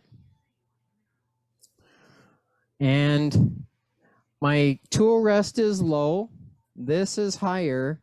And I am actually scraping with the long flat part of that swept back flat part Okay. on my, on my tool here. Yeah, But that tool is actually presented slightly angled, so the fibers of the wood come across that on a skewed angle as they come across, which gives you less drag, less resistance, a much finer cut. That's why you get that fine angel hair shavings for a finishing cut.